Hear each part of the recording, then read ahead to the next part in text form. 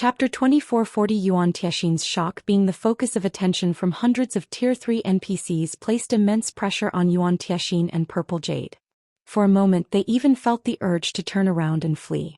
Although both of them had reached Tier 3 already, they were still far from comparable to Tier 3 NPCs in terms of strength. This difference wasn't only in basic attributes.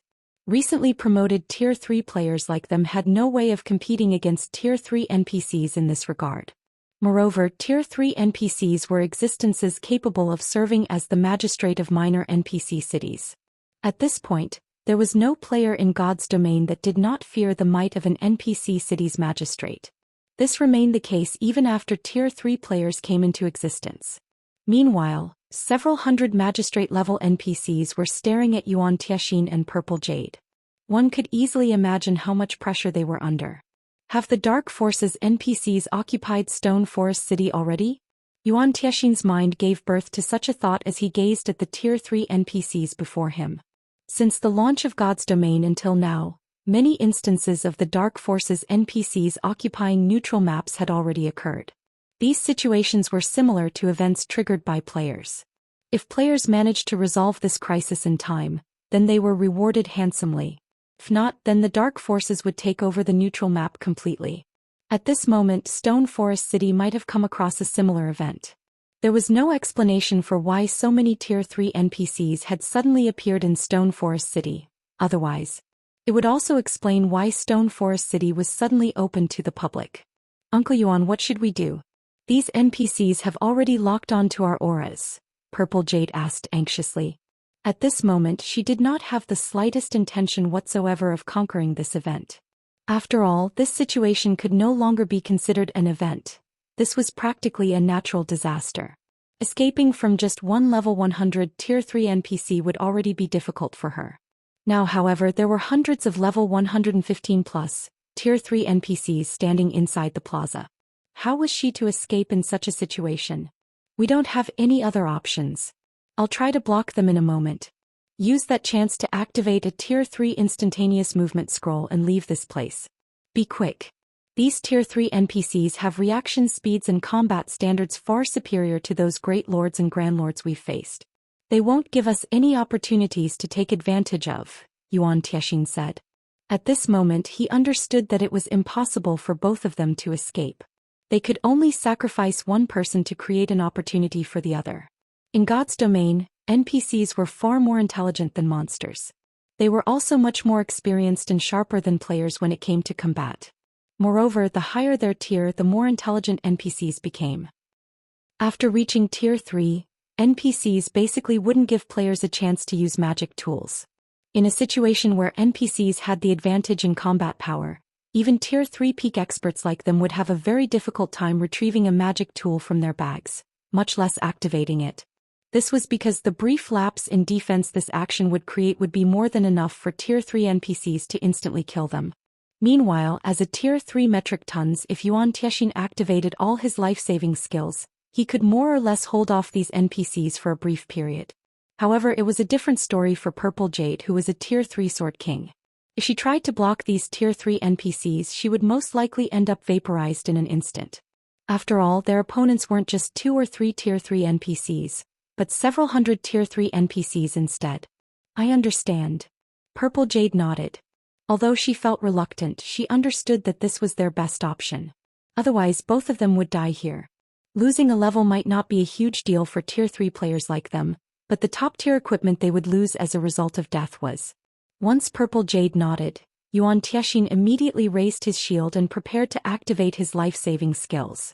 However, just as Yuan Tiexin was about to charge into the inner courtyard and attract the NPC's attention, a familiar voice suddenly came from the inner courtyard. Elder Yuan, why are you here? Didn't Aqua lead you to the reception room? This voice stunned both Yuan Tiexin and Purple Jade, because it sounded incredibly familiar. However, they also felt that it should be impossible for them to hear this voice at this place. Both of them reflexively turned toward this voice. In the next moment, the rows of Tier 3 NPCs suddenly parted, opening up a path for a cloaked man standing in the middle of the inner courtyard's plaza. At the same time, every one of these NPCs assumed a respectful pose, their actions suggestive of vassals welcoming their ruler. When Yuan Tiexin and Purple Jade saw the cloaked man, they were again stunned. Are you really guild leader Black Flame? Purple Jade asked in an astonished tone as she looked at Shi Feng. Tier 3 NPCs were existences that players like herself viewed with dread. After reaching Tier 3, she became even more aware of just how powerful Tier 3 NPCs were.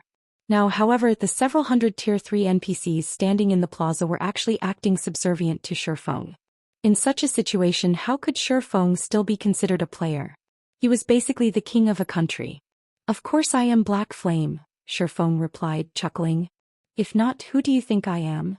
Shi Feng found Yuan Tiexin and Purple Jade's shock completely understandable.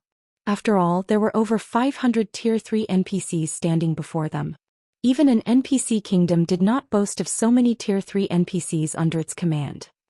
Now that all of these NPCs were assembled, it was no exaggeration to call them an unstoppable force. At this moment, let alone Tier 3 experts like Yuan Tiexin and Purple Jade, even Tier 4 experts would have to flee for their lives when facing such an army. After all, Tier 3 NPCs were different from monsters. When working together, they could boost their combat power exponentially. If they used large-scale combination spells and skills, the combat power they could exhibit would far exceed what was apparent on the surface. This was also the reason why the Ten Saints Empire's 7 mythic knight divisions were capable of pacifying the neighboring kingdoms and empires. Meanwhile, upon hearing Shi Feng's teasing, both Yuan Tiexin and Purple Jade relaxed visibly.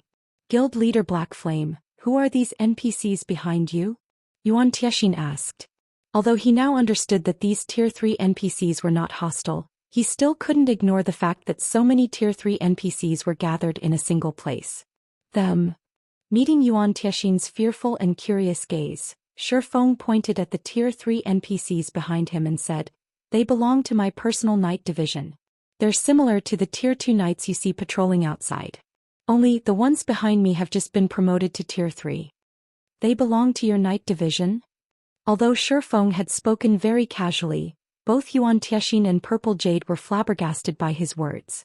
They might not have a clear idea of what a knight division was, but judging by Shi Feng's tone, they could tell that these Tier 3 NPCs were under Shi Feng's command.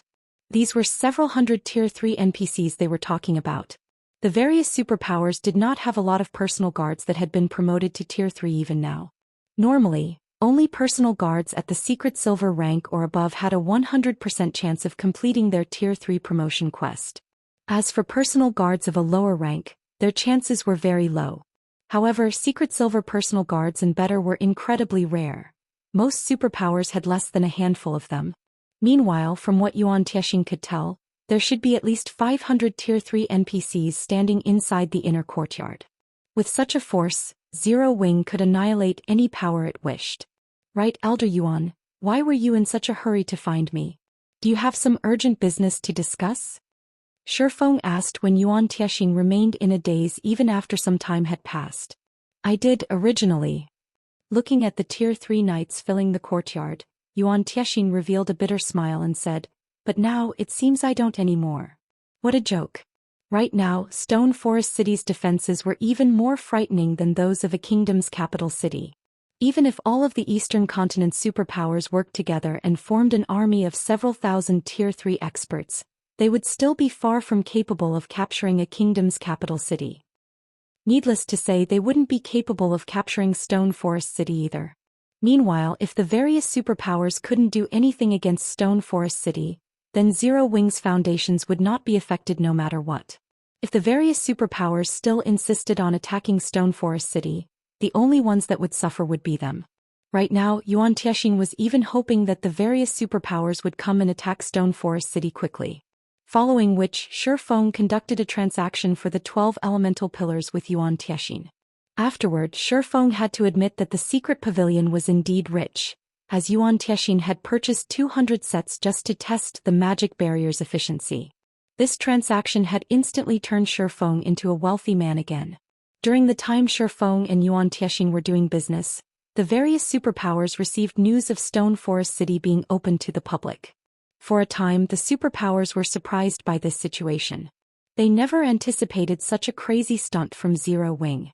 Meanwhile, inside the Dragon Phoenix Pavilion's residence in Black Dragon City, Pavilion Master, What do you think Black Flame is trying to do? Martial Dragon asked, his face filled with confusion as he read the report in his hand. Is he really trying to make a quick buck now that he knows that he is going to lose Stone Forest City? In Martial Dragon's opinion, this was the only explanation for this situation. After all, as soon as the various superpowers finished negotiating a partnership with each other, an army of several thousand Tier 3 experts would march on Stone Forest City. Moreover, once the superpowers allied with each other, they definitely wouldn't be satisfied with just obtaining the 12 elemental pillars. They would surely aim for Stone Forest City and even possibly the entirety of Zero Wing. At that time, it would be useless even if the secret pavilion tried to protect Zero Wing. Read latest chapters at Wuxia World. I don't know, but everything is already over. I received news that quite a few superpowers have started negotiating with each other in secret. There is nothing Zero Wing can do to salvage this situation now, Nine Dragons Emperor said, shaking his head. Although he was similarly confused by Shifeng's actions, he deemed this matter no longer important. How are things coming along on Stubborn Heart's side? They are already making their way to Stone Forest City. They have close to 100 Tier 3 experts on their side, and it won't be long before they sneak into the city. Once the various superpowers' army arrives, they will coordinate their attacks with the armies, and Stone Forest City should fall very easily, Martial Dragon reported. Good. Your side should get ready as well. We'll be meeting with Lu Xinglua in a moment. At that time, we'll have to discuss with him how we are going to distribute Stone Forest City's spoils, Nine Dragons Emperor said. Understood. Martial Dragon responded, a rare smile appearing on his face. Meanwhile, as Nine Dragons Emperor was paying Lu Xinglua a visit, Stubborn Heart's group arrived before Stone Forest City's entrance and queued up to enter the city. Chapter 2441 U0 Wings Tyranny. Stone Forest City's public opening had shaken the Cold Spring Forest. Many expert players and teams within the area had dropped what they were doing and ran toward the city. As a result, a long line had formed outside of the city's entrance. At a glance, one could easily spot over 10,000 players lined up, and the line continued to grow as time passed. Many of the players in line were here to witness the rumored, sacred leveling ground in Cold Spring Forest, while a small number were waiting to verify if Stone Forest City had truly opened to the public. Although the system would not lie, nobody was certain that Zero Wing wouldn't just close its city again. After all, Stone Forest City offered a massive number of benefits. A struggle ensued between the various major powers and wealthy players every time Zero Wing held a leasing auction for the city's private houses, and as a result, every house was rented for astronomical sums. If Zero Wing had really opened Stone Forest City to the public, players wouldn't have to rely on renting private houses to enter the city. As long as they paid the entrance fee, they could rest within the city's walls, which would drastically reduce the value of Stone Forest City's private houses. The powers Zero Wing had allied with also paid a certain price to access Stone Forest City, and now that the city was open to the public, those powers wouldn't have to continue paying the guild. Most importantly, by opening Stone Forest City to the public, Zero Wing would be sharing its leveling advantage with outsiders, greatly reducing the advantage the guild held. Hence, closing the city again wouldn't exactly be possible for Zero Wing. Zero Wing's gone mad with greed. It's charging 10 silver per person to enter the city. That's practically daylight robbery. A Tier 3 female cursemancer radiating a dark aura complained, frowning. She wanted nothing more than to slay the Tier 2 NPC knight that collected the entrance fees. Ordinary guild cities only charged several dozen copper as entrance fees. Even the guild cities that had been established near level 100 neutral maps only charged 2 silver per person. Yet Stone Forest City charged 5 times that. Although current players had already reached very high levels and found more avenues to earn money, they also had to bear more expenditures. When players fought level 100 plus monsters in particular, their equipment lost durability at an alarming rate, even if they were fully geared in top-tier equipment. As a result, the repair fees were excruciating. Furthermore, players had to purchase potions and tools for grinding. Once these costs were deducted, players could only save a small number of coins each day. Currently, even level 100 Tier 2 experts only made a net profit of 40 or 50 silver per day, and that was limited to ranged experts. Melee experts would be lucky to earn 30 silver each day in net profit. Unless players were extremely lucky and obtained a precious item or material, they wouldn't make much money. Although players could grind low-level monsters for materials and earn more money, doing so was putting the cart before the horse. If the various major powers experts removed themselves from the front line, they'd quickly be left behind. Catching up would be incredibly difficult, and they might even miss some fortuitous opportunity as a result. Hence, no matter how poor frontline players were, they wouldn't walk away from the front line just to earn a little money. At the moment, players were only entering the city, not renting hotel rooms, yet they had to pay 10 silver per person. If the city charged each player so much to enter the city, it would earn 100,000 gold for every 1 million players. 100,000 gold. At this stage of the game, not even first-rate guilds could earn that much money in a day. Of course, Zero Wing would only earn that much if 1 million players visited the city on a daily basis, but with the advantages Stone Forest City had to offer, attracting 2 or 3 million daily visitors should be a piece of cake. In other words, Stone Forest City could generate 200,000 or 300,000 gold per day in entry fees alone. Moreover, as more players visited Cold Spring Forest, this number would increase. Flower. Now isn't the time to take action. Entering the city is our first priority. Stubborn Heart reminded the female Cursemancer from beside her. Once the superpowers combined army arrives, you can fuss all you want. The Cursemancer Flower Rain exasperated Stubborn Heart. Flower Rain had already reached tier 3, and 10 silver was insignificant to an expert of her caliber. She could join any random team and earn several dozen gold, yet she complained about 10 silver coins. If not for this operation, Stubborn Heart wouldn't have recruited an independent expert like Flower Rain. However, he had to admit that Stone Forest City was tyrannical. Just by existing here, the city could earn enough income to sustain several first-rate guilds. Relax. I'm aware of our priorities. That being said, I want 50% more in remuneration, Flower Rain demanded. Despite the fact that Stubborn Heart was the guild leader of the Black Dragon Empire's #1 Dark Guild, she showed him no respect. On the contrary, she demanded a higher price. In response, several of Grim Reaper's tier 3 experts gave Flower Rain cold glares. Fine. As long as you can maintain your domain as agreed, I'll increase your pay, Stubborn Heart said, assenting. Interestingly, he didn't seem angry in the least. None of the other major powers experts were surprised, however.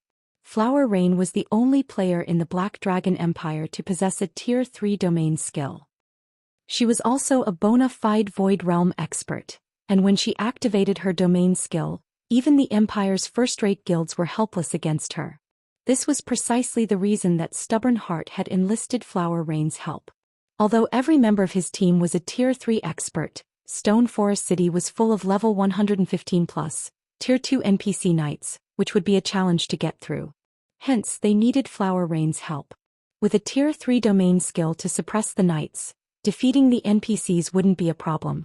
Even if a large number of Zero Wing's tier 3 experts joined the fray, they could complete their task and capture the City Lord's mansion. Once Stubborn Heart agreed to her price, Flower Rain stopped wasting time and gave the tier 2 knight her 10 silver. As Flower Rain entered the city, a tier 3 berserker beside Stubborn Heart spoke up. Boss, that's 50%. If you give her that much, we'll have significantly less profit. It's fine. As long as 9 Dragons Emperor's negotiations with Starlink are successful, and we're the first group to capture the City Lord's mansion, we can negotiate for more. With Stone Forest City under our control, 9 Dragons Emperor and Starlink won't be able to refuse our demands, Stubborn Heart said, grinning as he looked at the long line of players behind him.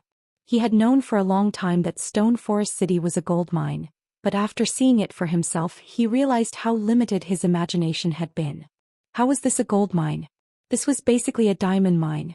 The city could collect over 300,000 gold in entrance fees alone. Once the various superpowers took over, even a small share would greatly benefit Grim Reaper. The other powers' tier 3 experts couldn't help but think the same as they gazed at Stone Forest City with hungry eyes. At the same time, they felt their hatred for Zero Wing grow. Normally, their guilds had to go to great lengths to earn a few thousand gold more than usual, but despite its lack of backers and a short history of less than a year, Zero Wing earned more income than their guilds could dream of. Moreover, Zero Wing earned so much without having to lift a finger. Alright, let's head inside, Stubborn Heart commanded as the players behind him urged their team to move. Read latest chapters at Wuxia World. Stubborn Heart and his team then paid their entrance fees and entered Stone Forest City. However, as they crossed the threshold into the city, they found Flower Rain standing stiff as a statue in the middle of the road. Flower, what's wrong? Stubborn Heart asked. When he made it to her side, however, he too was stunned. His expression shifted to one of horror when he saw the 2 rows of NPC knights before him. Tier 3. How is this possible? Chapter 2442, Frightening City, Guild Leader Heart? Stubborn Heart's words and his subsequent pause confused the various major powers Tier 3 experts behind him. They could not understand what had made him stop. So what if there was a Tier 3 NPC guarding the gate? Was that really such a major issue? Currently, every guild city had a few Tier 3 NPCs as guards. Tier 3 NPCs might be very powerful and practically invincible against Tier 3 players one-on-one, but if dozens of Tier 3 experts work together, they could even take down level 100 mythic bosses, not to mention Tier 3 NPCs. However, when the various major powers Tier 3 experts caught up to Stubborn Heart, they too were stunned. What's going on? Why are there so many Tier 3 NPCs? 200 Tier 3 knights stood in 2 neat rows at the end of the road, all wearing pitch-black armor and radiating incredibly powerful auras. The Tier 3 knight captain in the lead radiated such a powerful aura that it felt stifling to the players. The moment these Tier 3 experts appeared, the knights promptly turned toward them, the NPC's asterisk-piercing gaze sending chills down the experts' spines. They won't attack without reason, right? A Tier 3 assassin nervously muttered. We haven't done anything yet. Their team had nearly 100 Tier 3 experts and was a force that could even threaten God's domain superpowers, but they were nothing before the 200 Tier 3 NPCs. Those knights could quickly and effortlessly annihilate every one of them. As the various major powers' anxiety spiked, someone shouted at them. You bunch. Why are you just standing there? This is the city entrance. Players aren't allowed to loiter.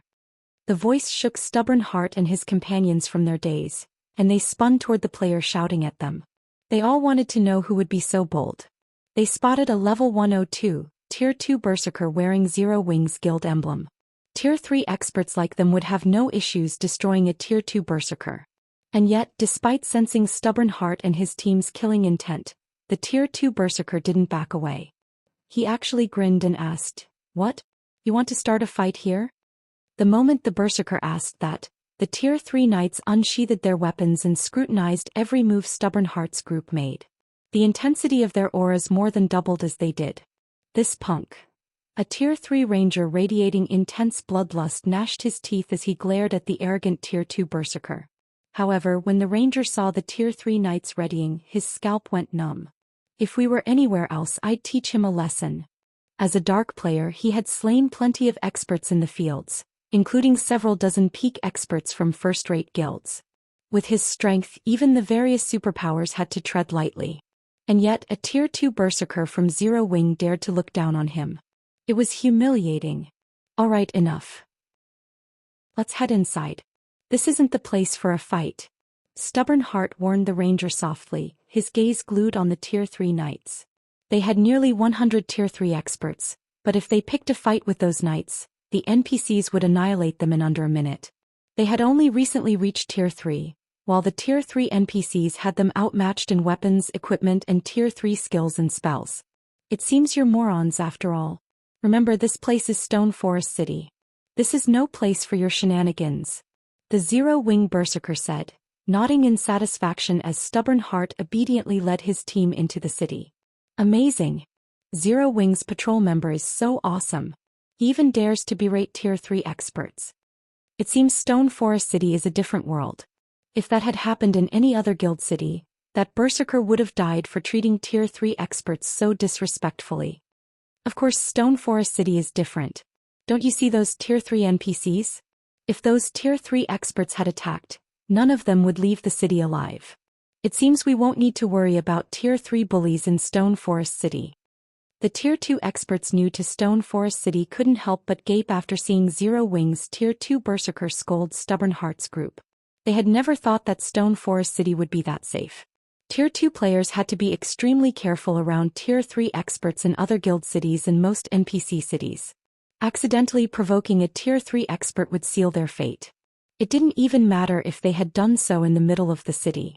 In Stone Forest City, however, Tier 3 experts couldn't act so arrogantly. They would have to follow the city's laws accordingly.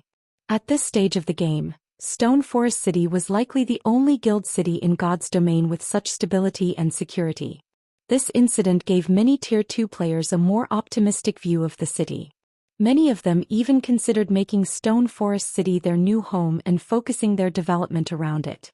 No one wanted to reside and develop somewhere unsafe, constantly having to worry about losing whatever treasure they'd obtained after all. Zero Wing certainly knows how to get the upper hand.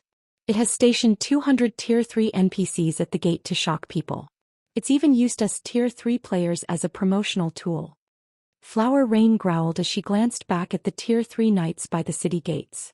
She then turned to Stubborn Heart, smiling bitterly as she said, "I'm afraid our plans have been foiled, Guild Leader Heart." By stationing so many Tier 3 NPCs by the city's gate, Zero Wing had essentially warned Tier 3 players like them from misbehaving in the city, and there was nothing they could do about it. Those were 200 Tier 3 NPCs they were talking about. Not even 1,000 Tier 3 experts had a chance against such a force. That's not necessarily true. These 200 Tier 3 knights are pretty scary, but the Superpowers combined army has several thousand Tier 3 experts. A measly 200 Tier 3 NPCs can't stop that force, Stubborn Heart said, sneering. Once the army begins the siege, Zero Wing will send its Tier 3 NPCs to defend the city. We can use that opportunity to attack the City Lord's mansion. That's right. Even if Zero Wing sends Tier 3 NPCs to defend the mansion, it won't send many. We still have a chance. The several first-rate guild leaders around Stubborn Heart nodded. Since everyone thinks that the plan is still viable, let's scout the City Lord's mansion. Once the army arrives, we can make our move, Stubborn Heart said. Even after seeing the 200 Tier 3 knights, he refused to give up. They wouldn't get another opportunity like this. Even if Zero Wing was more powerful than he had expected, it couldn't stop the various superpowers' combined might. With their discussion finished, Stubborn Heart and his comrades made their way toward the City Lord's mansion. However, the shock and anxiety they had felt upon entering the city only grew on the way to the mansion. They constantly spotted patrol squads led by more Tier 3 NPCs. These patrol squads might not have been very large, with only 3 Tier 3 knights among the 12-man squads, but they had encountered more than 30 patrol squads. Read latest chapters at Wuxia World. Once they reached the City Lord's mansion, Stubborn Heart and his team fell into utter despair. They found another 200 Tier 3 knights guarding the City Lord's mansion and surrounding area. Moreover, the several Tier 3 knights leading the patrol were no weaker than the Tier 3 knight captain they had seen by the city gate. "Guild leader, are we still proceeding with the plan?" a Tier 3 assassin asked when he saw Stubborn Heart's dazed look. "Are you stupid? Tell Nine Dragons Emperor he can do whatever he wants, but Grim Reaper is out." Stubborn Heart snapped, rolling his eyes. Stone Forest City had over 500 Tier 3 NPCs and over 200 high-leveled Tier 2 NPCs. How were they supposed to fight such a force? Chapter 2443, Unshakable Zero Wing. Dark Knight Empire, Dark Knight City. Starlink's residence, which should have been prosperous and lively, was extraordinarily quiet. A large number of Starlink's experts stood guard outside the guild hall. There were even Tier 3 experts among them. Not even guild members were allowed in the guild hall, much less outsiders. It was an unprecedented level of security. Only 3 people were currently in the guild hall: Lu Xingluo, Nine Dragons Emperor, and an unknown player wearing a cloak. Since the third member of the group had hidden their identity with a black cloak, it was even impossible to tell whether the player was male or female. Not only was Nine Dragons Emperor unhappy about the third member's concealment during such a crucial meeting, but he was also shocked by how respectfully Lu Xingluo treated the third member of their party. Lu Xingluo led Starlink, a guild that had the power to develop on both main continents simultaneously. Although Starlink wasn't as powerful as a super guild, it had even more potential than ordinary super guilds. And yet Lu Xingluo was letting someone lord above him. It was unbelievable. Now that we've concluded our discussion, Does your side have any problems? Lu Xingluo asked Nine Dragons Emperor. None. Those people should be inside Stone Forest City by now. Once the combined army lays siege to Stone Forest City, they'll use everything they have to secure the city lord's mansion. Once they've done their job, our alliance will have an advantage in the negotiations with the various superpowers, Nine Dragons Emperor confidently replied. To capture Stone Forest City and topple Phoenix Rain from her pedestal, Nine Dragons Emperor had invested much in this upcoming operation. He had even offered huge concessions to the Black Dragon Empire's dark forces and gathered nearly 100 Tier 3 experts. He had vetted the experts thoroughly, ensuring that they were in no way connected to other superpowers. With this, he wouldn't have to worry about Zero Wing stopping the group outside of Stone Forest City. Zero Wing's relationship with the various superpowers was quite tense after all. No one would be surprised if the guild denied entry to members of non-allied superpowers. However, Zero Wing would lose public favor if it didn't allow these Tier 3 experts, who weren't associated with the various superpowers, into the city. By doing so, it would upset the various ordinary powers Tier 3 experts and independent Tier 3 experts. If that happened, the guild's situation would become even more precarious. Not only would it have to face the various superpowers, but it would also have to worry about the game's ordinary powers and independent experts. As Nine Dragons Emperor finished his statement, the mysterious player beside him received a message. Nine Dragons Emperor watched the cloaked player's atmosphere change as they read it.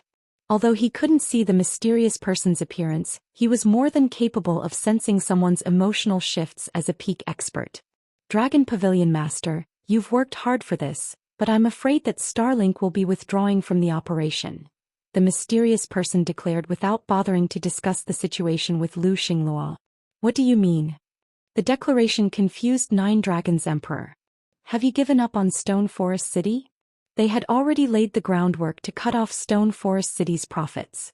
They were only waiting for the various superpowers' combined army to siege the city. Yet this mysterious person had suddenly decided that Starlink would stay out of the fight. This cloaked player had to be toying with him. The announcement stunned Lu Xingluo as well. He couldn't understand why the mysterious person had chosen to forsake the opportunity to secure a gold mine like Stone Forest City. No, I simply doubt this operation's chances of success, the mysterious person explained, shaking their head. How can it fail? I admit that Zero Wing is very strong, but it's nothing compared to the various superpowers' joint army. Once my people secure the city lord's mansion, Stone Forest City will be ours for the taking. Nine Dragons Emperor snarled, furious. I don't mind allying with the other superpowers if Starlink intends to give up, but you'd better not regret your decision. Regret? The mysterious person could not help but chuckle. If you think you can find a new partner, Dragon Pavilion Master, feel free, but I'm sure that no superpower in God's domain will want to work with you. Just as Nine Dragons Emperor was about to argue, he received a message from Martial Dragon. The message was simple. Stubborn Heart and the others have abandoned their partnership. Nine Dragons Emperor could only stare at the message, dumbfounded. What exactly had happened?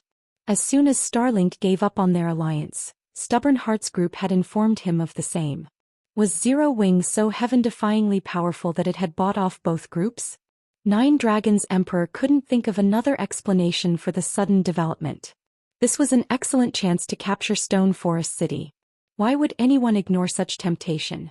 Don't overthink things. The reason we've decided against this operation is simple. As if the mysterious person had read Nine Dragons Emperor's mind, they calmly continued. No power in God's domain can do anything against Stone Forest City. How is that possible? Nine Dragons Emperor instinctively refuted the idea. Even if Black Flame and the Secret Pavilion are protecting the city, they can't stop several thousand Tier 3 experts. But what if the city is protected by 500 Tier 3 NPCs? The mysterious person asked. 500 Tier 3 NPCs? But impossible. How can Zero Wing possibly have so many Tier 3 NPCs? Not even Kingdom's capital cities are protected by so many Tier 3 NPCs. Nine Dragons Emperor shouted. He was now sure that this mysterious player had to be messing with him. If you don't believe me, take a look for yourself, the mysterious person said, and they sent Nine Dragons Emperor a recording from inside Stone Forest City. By the time Nine Dragons Emperor finished the video, he was dazed. The recording included 2 segments. The first half showed 200 Tier 3 NPCs guarding Stone Forest City's entrance, while the second half displayed the 200 Tier 3 NPCs patrolling around the City Lord's mansion. Although he wasn't there in person, Nine Dragons Emperor could sense the NPCs' incredible pressure. Those knights could even eliminate an army of several thousand Tier 3 experts. Meanwhile, news quickly reached the various superpowers, including Twilight City's Dragon Phoenix Pavilion. Read latest chapters at Wuxia World. A guild city that's protected by over 500 Tier 3 NPCs? Isn't guild leader Black Flame a little too impressive? Who would dare attack Stone Forest City now? Blue Phoenix's jaw dropped when she heard about Stone Forest City's knights. Not even an NPC kingdom's army could stand against 500 Tier 3 NPCs. It's no wonder why he didn't mind revealing the 12 elemental pillars. The various superpowers will have to consider their next move carefully. If they act rashly, they'll be the next to be eliminated from the competition, Phoenix Rain said, a bitter smile forming on her face as she read her subordinate's report. Not only did Zero Wing possess the 12 elemental pillars, but it had also proven strong enough to safeguard the advanced ancient barrier scrolls. As of today, the Eastern Continent's status quo would undergo a huge shift. As Phoenix Rain marveled at Zero Wing's foundations, a Tier 3 assassin knocked on her office door and entered the room. The assassin then reported, "Phoenix Pavilion Master, the Great Pavilion Master requests your presence to discuss an important matter." Chapter 2444, Power expands. As the sun began to set, players flocked to the streets of White River City, with some players choosing to set up or browse through street stalls and some meeting up with friends to visit bars and restaurants. Everyone was merely going through their daily life. The only thing different today was that practically everyone in the city was discussing the same topic: Stone Forest City. Hey, have you heard? Stone Forest City actually has over 500 Tier 3 NPCs guarding it. A level 101 Guardian Knight enjoying a glass of beer in a bar said to his companion beside him. Who wouldn't know that? The video showing the city's internal situation has long since gone viral on the official forums, a level 102 elementalist retorted as he rolled his eyes at the Guardian Knight. Hee, I'm not referring to that, the level 101 Guardian Knight said, waving his hand. I have a good friend who managed to become the core member of a superpower, and he told me a juicy secret. Originally, the superpowers were planning to launch a joint attack on Stone Forest City. However, because of those Tier 3 NPCs, they all decided to give up on the endeavor. Now, some of these superpowers are even thinking of partnering with Zero Wing. Although the current Zero Wing is not comparable to actual superpowers in many aspects, due to the advantages of Stone Forest City, some superpowers are already acknowledging Zero Wing as a superpower. If Zero Wing really gains a few more superpowers as partners after this incident, I believe it won't be long before it actually becomes a superpower in God's domain. My friend also said that now is a good time to join Zero Wing. If we wait until Zero Wing becomes an actual superpower, it will be much more difficult to join then. My friend is planning to withdraw from his guild and has invited me to join Zero Wing together with him. After giving the matter some thought, I decided to go with him. Why don't you come with me? With your strength, once we join Zero Wing, we'll definitely have a great time there. We might even become one of Zero Wing's main force members. Really? The level 102 elementalist asked. At this moment, let alone this elementalist, even the other experts inside the bar who had overheard the Guardian Knight's words were tempted. The conditions to join a superpower were extremely stringent, and the conditions to rise through the ranks in a superpower were more stringent. Moreover, the various superpowers generally had their important positions reserved for particular people already. Even if players had the required strength and talent for a specific position, they wouldn't have the opportunity to get promoted to said position. However, it was a different story for Zero Wing.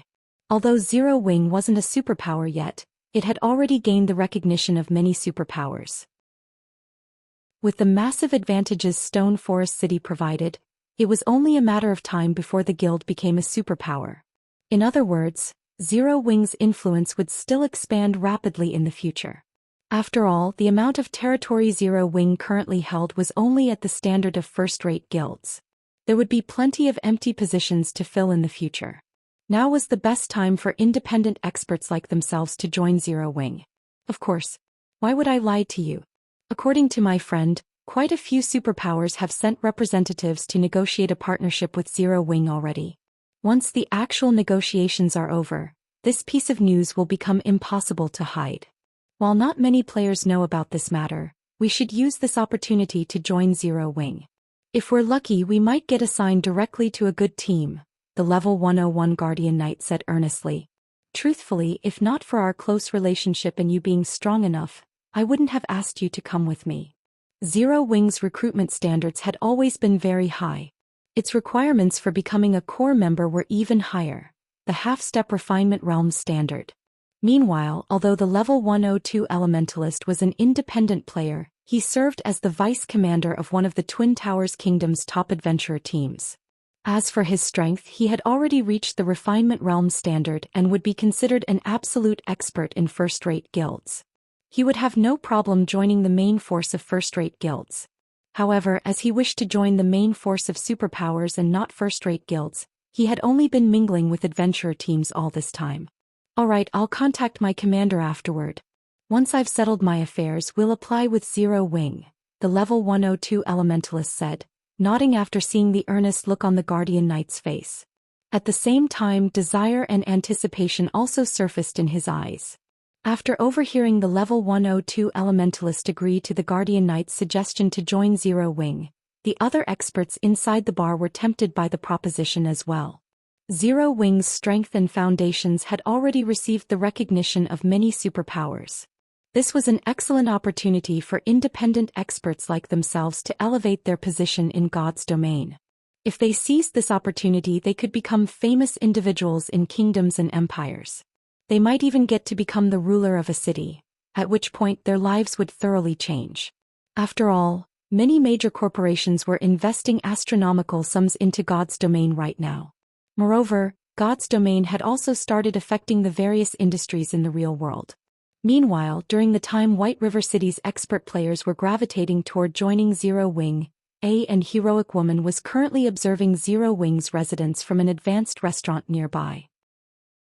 Vice Guild Leader, those people have stated that they are powerless over this matter. Unless we have some way of dealing with those Tier 3 NPCs, they aren't willing to take action.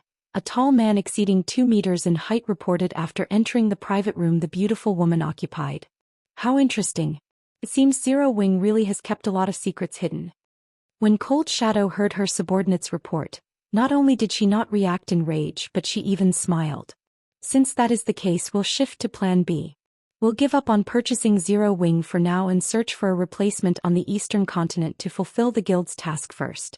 At the same time, notify the old instructor about this matter. Have him figure out a way to deal with Zero Wing in Fenglin City. Even if he can't deal with Zero Wing in God's domain, I refuse to believe that he can't do anything in the real world either. Although she did not know how Zero Wing managed to secure so many Tier 3 NPCs, no power in God's domain was capable of stopping mythology's progress. Not super guilds, much less Zero Wing. Moreover, although many superpowers had chosen to partner with Zero Wing after this incident, even more superpowers had secretly started taking action against Zero Wing. After all, Zero Wing had touched upon their profits. Meanwhile, during the time Zero Wing's position and the number of experts the guild possessed were continuously rising, Shifeng was frantically producing the 12 elemental pillars in the candlelight trading firm. Due to Stone Forest City's display of strength, Giant's Heart, Unyielding Soul and 13 Thrones, which were originally planning to buy only a small number of the advanced Ancient Barrier, decided to place huge orders instead. Including the Secret Pavilion's order, Shifeng now had to supply a total of 700 sets of 12 elemental pillars, far beyond his expectations. As a result, Shifeng had become rich overnight. Including the income Stone Forest City generated, only a few superpowers in existence could rival the liquid funds he currently had on hand. This was especially true in regard to magic crystals. Currently, Shifeng had 4 million magic crystals on hand. Even after expending some on the 12 elemental pillars production, he would still have a frightening amount left. Guild Leader, thus far 3 superpowers have come to seek a partnership with us. They're willing to use a portion of their realms of refinement legacies to exchange for the 12 elemental pillars. Moreover, during this period a large number of experts have applied to join the guild. Currently we have accepted over 2,000 experts, among which over 30 are in the refinement realm. A few Tier 3 experts have also joined us. At this rate, it won't be long before we have more than 100 Tier 3 experts and 200 refinement realm experts. Aqua Rose reported excitedly as she looked at Shifeng. 200 refinement realm experts. This number might not be comparable to what superpowers possessed, but this many refinement realm experts would resolve Zero Wing's manpower shortage. Moreover, the guild could also field many more exploration teams in level 100 neutral maps. We have so many already? Shifeng was surprised to hear Aqua Rose's report. He never thought that revealing his Night Division's strength would bring such excellent results to the guild. Originally, he had only planned to use the Night Division as a deterrent against the various superpowers. After all, if Zero Wing truly fought against the various superpowers' joint army, the best result would be a Pyrrhic victory since Tier 3 NPCs were not invincible. Moreover, they were as difficult to resurrect as personal guards. Players, on the other hand, were different. Even if players died, they would be as good as new in less than an hour. At worst, they would lose some combat power. However, they would still be Tier 3 players and their combat power would still triumph over Tier 2 players. This was also the reason why expert players were the true representation of a guild's foundations and strength, while NPCs only served as a supporting tool and could never become a guild's true power. Meanwhile, if the number of refinement realm experts Zero Wing had reached 200, then Zero Wing would have the capital to truly contest with the various superpowers over hegemony in God's domain. However, just like you've anticipated, the various superpowers have also started taking joint action in level 100 neutral maps. Not only have they started targeting our people, but they've also placed restrictions on materials for high-level potions and tools. This situation has forced us to purchase materials from the secret pavilion at a high price, Aqua Rose said, frustrated. Although Zero Wing had won the war without shedding any blood and received acknowledgement as an equal from many superpowers, it had also become an eyesore for many other superpowers. Now these superpowers no longer treated Zero Wing as a negligible existence but as a competitor. They sure have moved quickly. Shifeng smiled bitterly, shaking his head. Have fire dance and the others get ready. Once I'm done making the 12 elemental pillars, we'll head over to the western continent. Shifeng was not surprised by the actions the various superpowers took. After all, there was only so much profit to go around in God's domain. It was only natural for Zero Wing to face heavy resistance when trying to get a larger cut of the cake. However, he did not pay much heed to this matter, because he had a much more worrisome problem to deal with, which he had been ignoring due to the guild's inadequate strength. Now that Zero Wing possessed a city in a level 100 neutral map and he had become a lord himself, he had no choice but to worry about the aggression of the dark forces. When that time arrived, dark players would thoroughly shed all pretenses with normal players. The dark forces were still inactive right now only because dark players had yet to truly start exploring level 100 plus neutral maps. However, as more dark players reached Tier 3 and explored the various level 100 plus neutral maps, they would come across dark forces that had been banished by the various kingdoms and empires to level 100 plus neutral maps. At that time, dark players' development would skyrocket, and city sieges and territorial battles between dark players and normal players would become commonplace. Without sufficient strength, guilds wouldn't even be able to survive out in the fields. This was also the reason why some superpowers had gone out of existence after mainstream players started reaching level 100 and beyond. To ensure Zero Wing's continued development in level 100 plus neutral maps, he had to nurture a large number of Tier 3 experts as soon as possible. Moreover, the guild also had to be capable of mass-producing level 100 plus top-tier weapons and equipment. Simply relying on field bosses and team dungeons would not keep the guild alive. Hence, sufficient materials were necessary. I'll notify them right away. Upon hearing Shifeng's words, Aqua Rose could not help rejoicing. She had always been very curious about the western continent. Following which, Shifeng spent the next few days working in his special forging room and ended up producing as many as 3 sets of 12 elemental pillars. At the same time, his efforts had also brought him to level 110, his leveling speed not the slightest bit slower than that of players grinding out in the fields. Of the 3 sets, 800 sets were meant to fulfill the orders from the secret pavilion and Zero Wing's other partners, while the remaining 500 sets were reserved for Zero Wing's expert teams. During the time the various superpowers were making use of their 12 elemental pillars to achieve extraordinary results in level 100 neutral maps, Shi Feng led Aqua Rose and other members of Zero Wing's core upper echelon to the Demon Wolf Mountain Range's teleportation gate. After spending 20,000 magic crystals, Shi Feng's team of 10 transformed into streaks of light and disappeared into the Silver Gate. The intercontinental teleportation took several minutes to complete. When everyone opened their eyes again, what appeared before them was a desert completely devoid of life. So, this is the Western continent? Aqua Rose was surprised as she looked at the endless desert around her. The reason for her surprise was the scarcity of mana in this place. The ambient mana was actually thinner than even the mana in the Eastern continent's Forbidden Lands. She could tell that she would have great difficulty casting Tier 3 spells here despite her high-ranking mana body.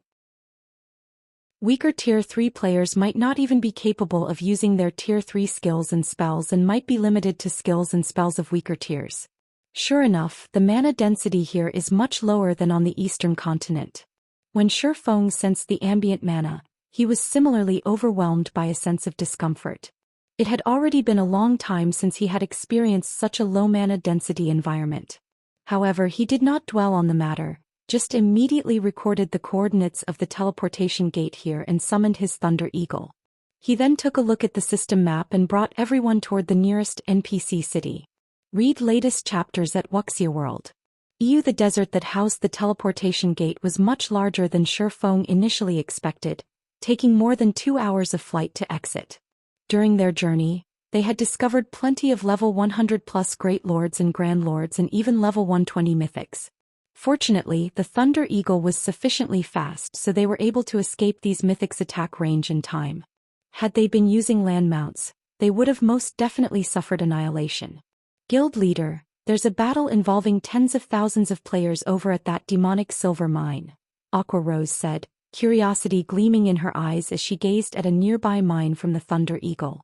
A demonic silver mine was merely a grade 3 vein, yet it had actually incited a battle between tens of thousands of players.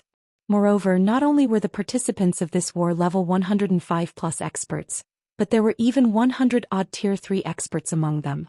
This was practically a war between two superpowers. The Azure Chamber of Commerce?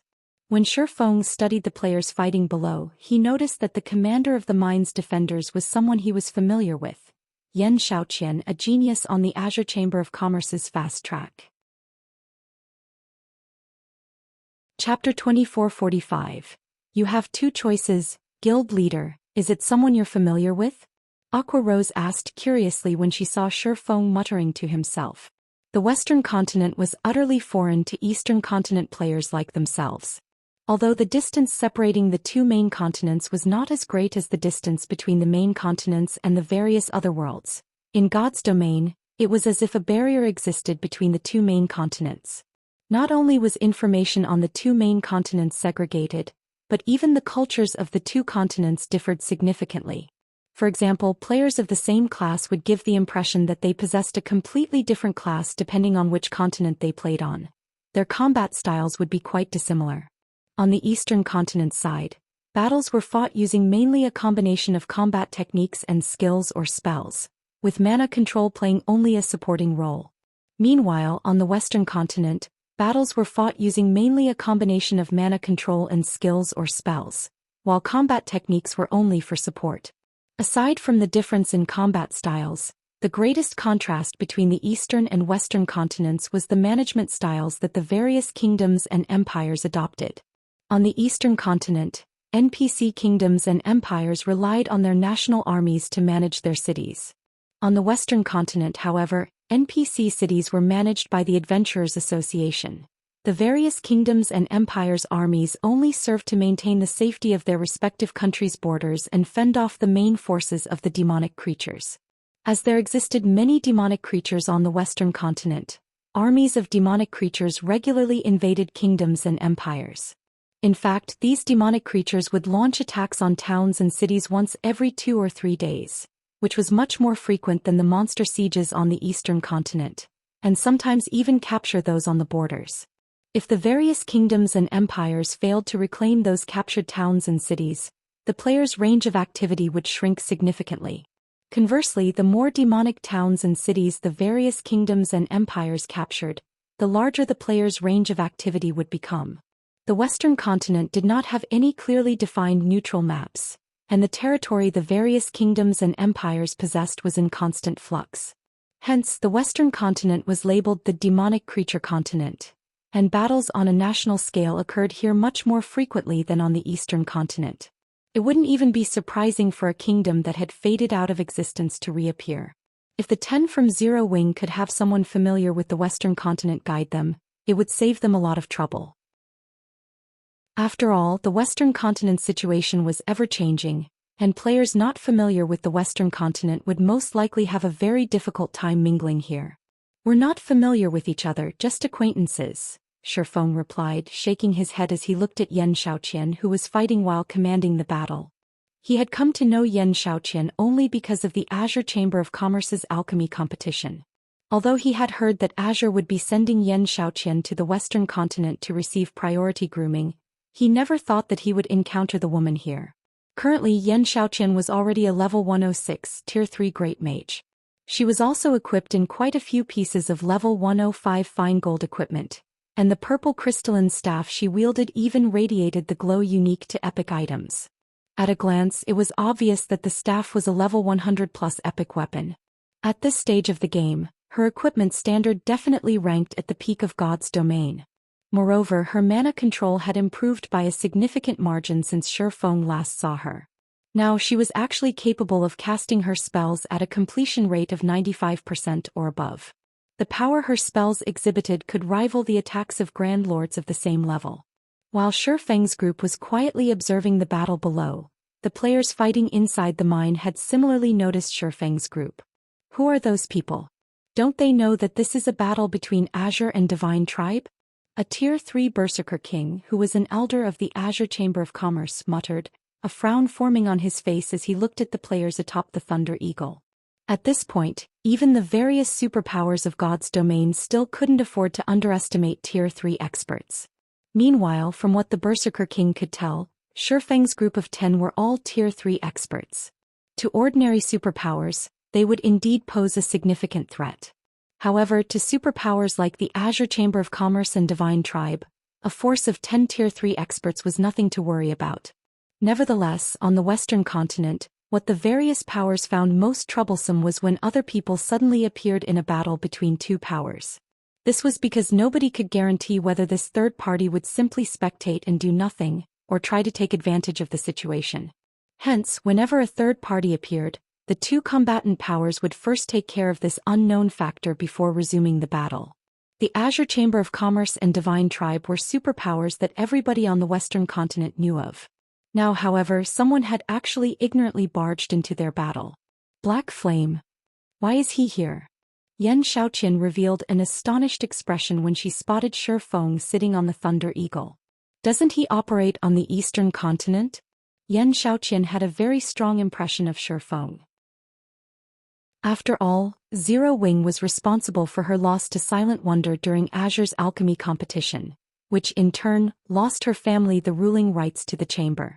Aside from that, Shifeng's identity as a Tier 3 player had also shaken the entire competition venue.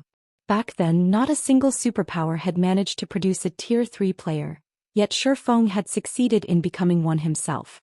Even Long Xianglong, one of Azure's Grand Elders, had taken the initiative to acknowledge defeat against Shifeng. This was something unprecedented. Moreover, she had previously inwardly ridiculed Shifeng for being so foolish as to give up on partnering with Azure and toss away an excellent opportunity to obtain the Western continent's resources. Hence, she never thought that Shifeng would actually appear on the Western continent now. Xiaoqian, do you know them? The Berserker King Elder asked when he noticed the shock on Yen Xiaoqian's face. At this point, Yen Xiaoqian was a future Grand Elder that the Azure Chamber of Commerce was nurturing vigorously. Although she was currently only an ordinary elder, her position combined with her identity granted her a status that was far superior to ordinary elders. She was well within her authority to argue with even the chamber's vice guild leaders. If Shifeng's group were Yen Xiaoqian's acquaintances, then the Azure Chamber of Commerce would overlook the group's transgressions. However, if they weren't acquainted, then Azure definitely wouldn't let the group off the hook. Were somewhat acquainted. To be precise, they are Silent Wonder's friends, Yan Xiaoqian said after giving the matter some thought. If possible, Yan Xiaoqian really did not wish to acknowledge her acquaintance with Shi Feng. After all, Silent Wonder was her rival, and Zero Wing was Silent Wonder's supporter. Wonder's friends. When the Berserker King Elder heard Yan Xiaoqian's words, the hostility in his eyes disappeared. However, this matter will be problematic. Divine Tribe's side definitely won't let them off the hook. The Long family had already acknowledged Silent Wonder as its future heiress. Since the Long family now held the ruling rights for Azure, Silent Wonder's position in the chamber was higher than even the chamber's grand elders. Hence, any friend of Silent Wonder's was naturally Azure's friend as well. Only, as they were currently busy defending the mine, they could not spare any manpower to rescue Shi Feng's group. Just as the Berserker King Elder finished speaking, Divine Tribe's army dispatched a force of several hundred players to intercept Shi Feng's group. Among these players, as many as 20 were Tier 3 players. And leading this detachment was McCaffrey, the vice commander of one of Divine Tribe's trump card legions.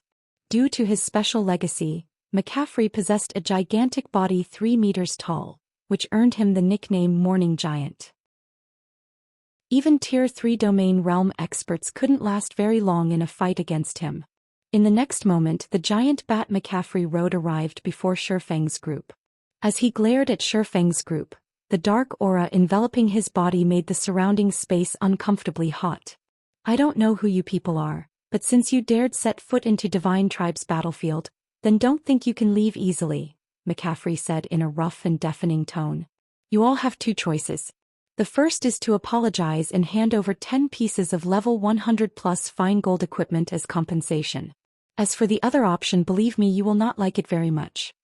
Upon hearing McCaffrey's words, the Divine Tribe members around him sneered as they looked at Shi Feng's group. At the same time, they also took out magic scrolls to seal the surrounding space and track the souls of Zero Wing's members. Read latest chapters at Wuxia World. It was obvious from the actions of Divine Tribe's members that they were proficient in fighting against players that possessed flying mounts. However, to the surprise of Divine Tribe's members, Shi Feng and his companions remained indescribably calm even after hearing McCaffrey's friendly warning. In fact, there was even a hint of pity in their eyes. What's going on? For a moment, Divine Tribe's members were confused as to which side was stronger and which was weaker in this confrontation. I'll give you 2 choices as well then.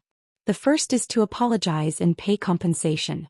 I don't want much, just 100 pieces of level 100 plus fine gold equipment will do. As for the other option, I believe you won't like it very much either, Shi Feng retorted, his mouth curving in a calm smile as he swept his gaze over Divine Tribe's members.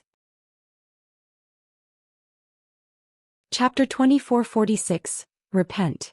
As soon as Shi Feng finished speaking, silence fell over the area as Divine Tribe's members gawked at Shi Feng, their eyes wide in shock. Shi Feng had not spoken very loudly. Ordinary players standing 20 yards away from him wouldn't have been able to make out his words. However, everyone present was an expert. Their 5 senses were far superior to ordinary players, so they heard Shi Feng's words just fine. Despite that, however, Divine Tribe's members still could not help but wonder if they had heard wrong. After all, how could there possibly be anyone that would dare speak to Divine Tribe in such a manner? Not even the Azure Chamber of Commerce's guild leader would dare speak to Divine Tribe in such an arrogant manner, yet a random Tier 3 player like Shi Feng actually had? Did you guys not hear what our guild leader said? If you apologize quickly and hand over 100 pieces of level 100 plus fine gold equipment as compensation, then we will let this matter slide. Otherwise, the consequences definitely won't be something you'd be willing to bear. Kola repeated Shi Feng's words as he looked at the stunned Divine Tribe members.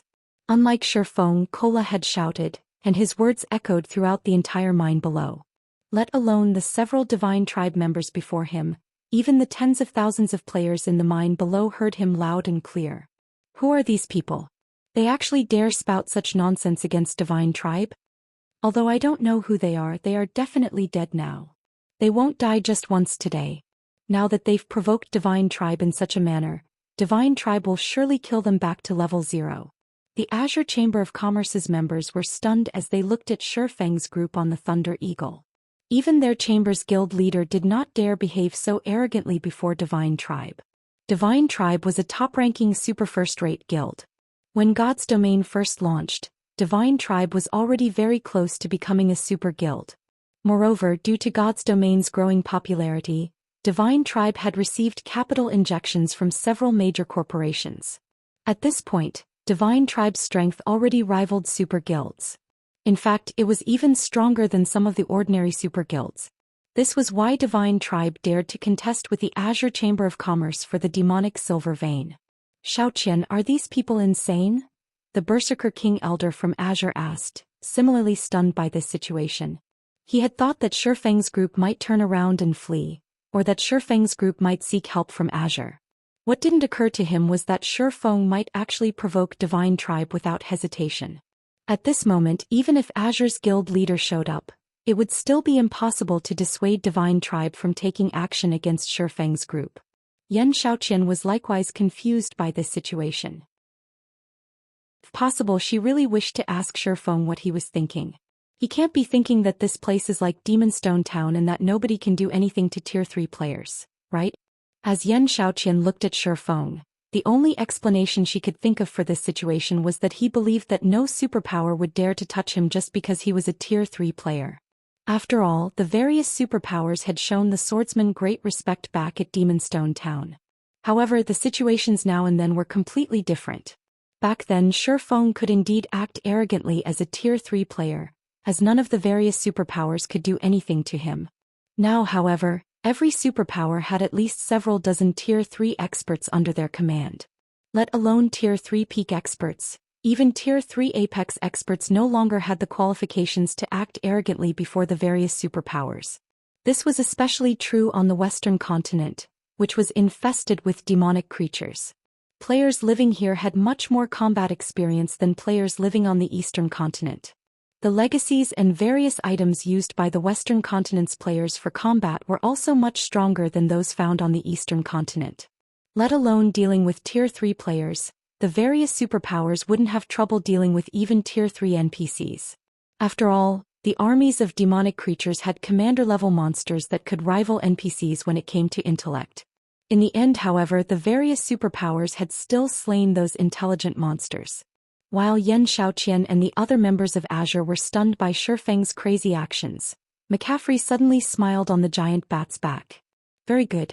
It seems you didn't come here in ignorance. Otherwise, you wouldn't have the guts to provoke Divine Tribe, McCaffrey said, a cold glint flashing in his eyes as he looked at Shifeng. This will make things simple. Repent of your provocations. Otherwise, only eternal hell awaits you all. As soon as McCaffrey said so, the several Divine Tribe experts around him activated the magic scrolls in their hands, not only sealing the surrounding airspace but also placing a tracker on the souls of Shifeng's group. This way, even if Shifeng's group died and resurrected somewhere else, they could still track down the group. At the same time, the several hundred Divine Tribe Tier 2 experts positioned on the ground beneath the Thunder Eagle formed multiple magic arrays and cast large-scale combination spells. Several fire pillars and lances of light immediately emerged from the ground and flew straight at Shifeng's group. The power of these spells not the slightest bit weaker than the Tier 3 spells of actual Tier 3 players. In fact, some of these spells could rival even Tier 4 spells in terms of power. For a moment, the airspace the Thunder Eagle occupied turned into a sea of flames. The shock waves from the explosions were palpable even over 100 yards away. What a waste. Originally, these spells were supposed to be used on Azure's Tier 3 peak experts. Now we're actually squandering them on these people, a Tier 3 red-haired female elementalist standing behind McCaffrey said, clicking her tongue. 10 days ago, Tier 3 players were indeed existences that the various superpowers could not afford to underestimate. However, the situation was different now. The various superpowers had secured not only the means to resist Tier 3 players but also the means to kill Tier 3 players. In the face of a combination spell cast by 30 Tier 2 players, even monstrously strong Tier 3 players would fall if they were careless. Not to mention they had used 7 of such combination spells this time. Alright, get ready to use the Raise Dead scrolls and resurrect them. I want to let them know how foolish it is to provoke Divine Tribe. McCaffrey said, gesturing at the players holding raised dead scrolls to move forward. The raised dead scroll was a precious tool that could be found only in ancient ruins. The scroll's original function was to resurrect comrades that had fallen in battle. However, it was also useful when they wanted to repeatedly kill enemy players. Yet after the divine tribe members holding the raised dead scrolls tried to resurrect Shifeng's group, they could not help staring at their scrolls in confusion. "What's wrong? Why aren't you resurrecting them?" McCaffrey demanded after seeing that the raised dead scrolls remained in his subordinate's hands.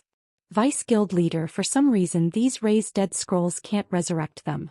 The scrolls might be broken," a Tier 3 ranger reported. "Broken?" McCaffrey was a little surprised at this situation.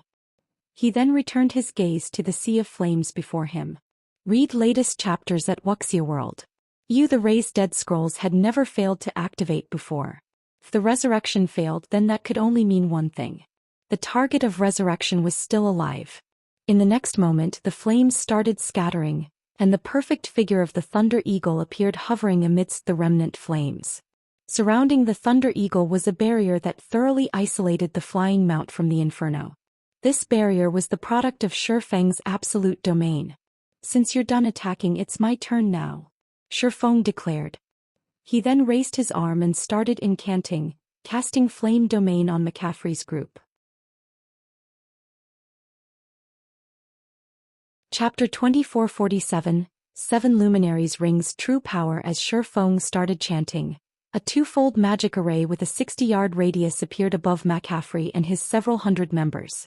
A large-scale destruction spell? Not bad. When McCaffrey saw the 2 gigantic crimson magic arrays above him, he was slightly surprised. He had never thought that a swordsman like Shifeng would possess such a rare spell. He immediately shouted to his subordinates, "Everyone use instantaneous movement scrolls and get out of here." Large-scale destruction spells were no longer foreign to God's domain's various powers. Such spells were commonly used during guild wars as they were the most effective in large-scale combat. Hence, the various powers had thought of an appropriate countermeasure. They'd use instantaneous movement scrolls to escape the spell's AoE as quickly as possible. Although large-scale destruction spells were frighteningly powerful, they had very long cast times. Once one noticed a player casting a large-scale destruction spell, they could easily flee the attack with an instantaneous movement scroll. Of course, large-scale destruction spells still had massive effects. Guild wars were generally chaotic, involving extremely large numbers of players. Some players were bound to fail their escape attempts due to enemy interference or lack of instantaneous movement scrolls. Large-scale destruction spells would still hit quite a few players, proving effective regardless. However, McCaffrey only had several hundred subordinates with him, and they were all divine tribe experts.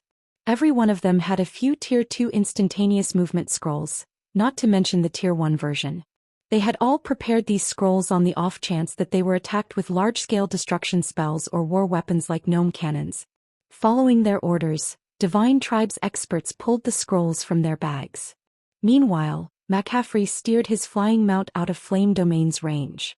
However, just as everyone began to flee, the twofold magic array above them completed and began to absorb mana from its surroundings. Like a black hole, the array drained all of the mana within a 500-yard radius. Now, not only was the area around the magic array devoid of mana, but the array's rapid mana absorption had also created spatial distortions within the area.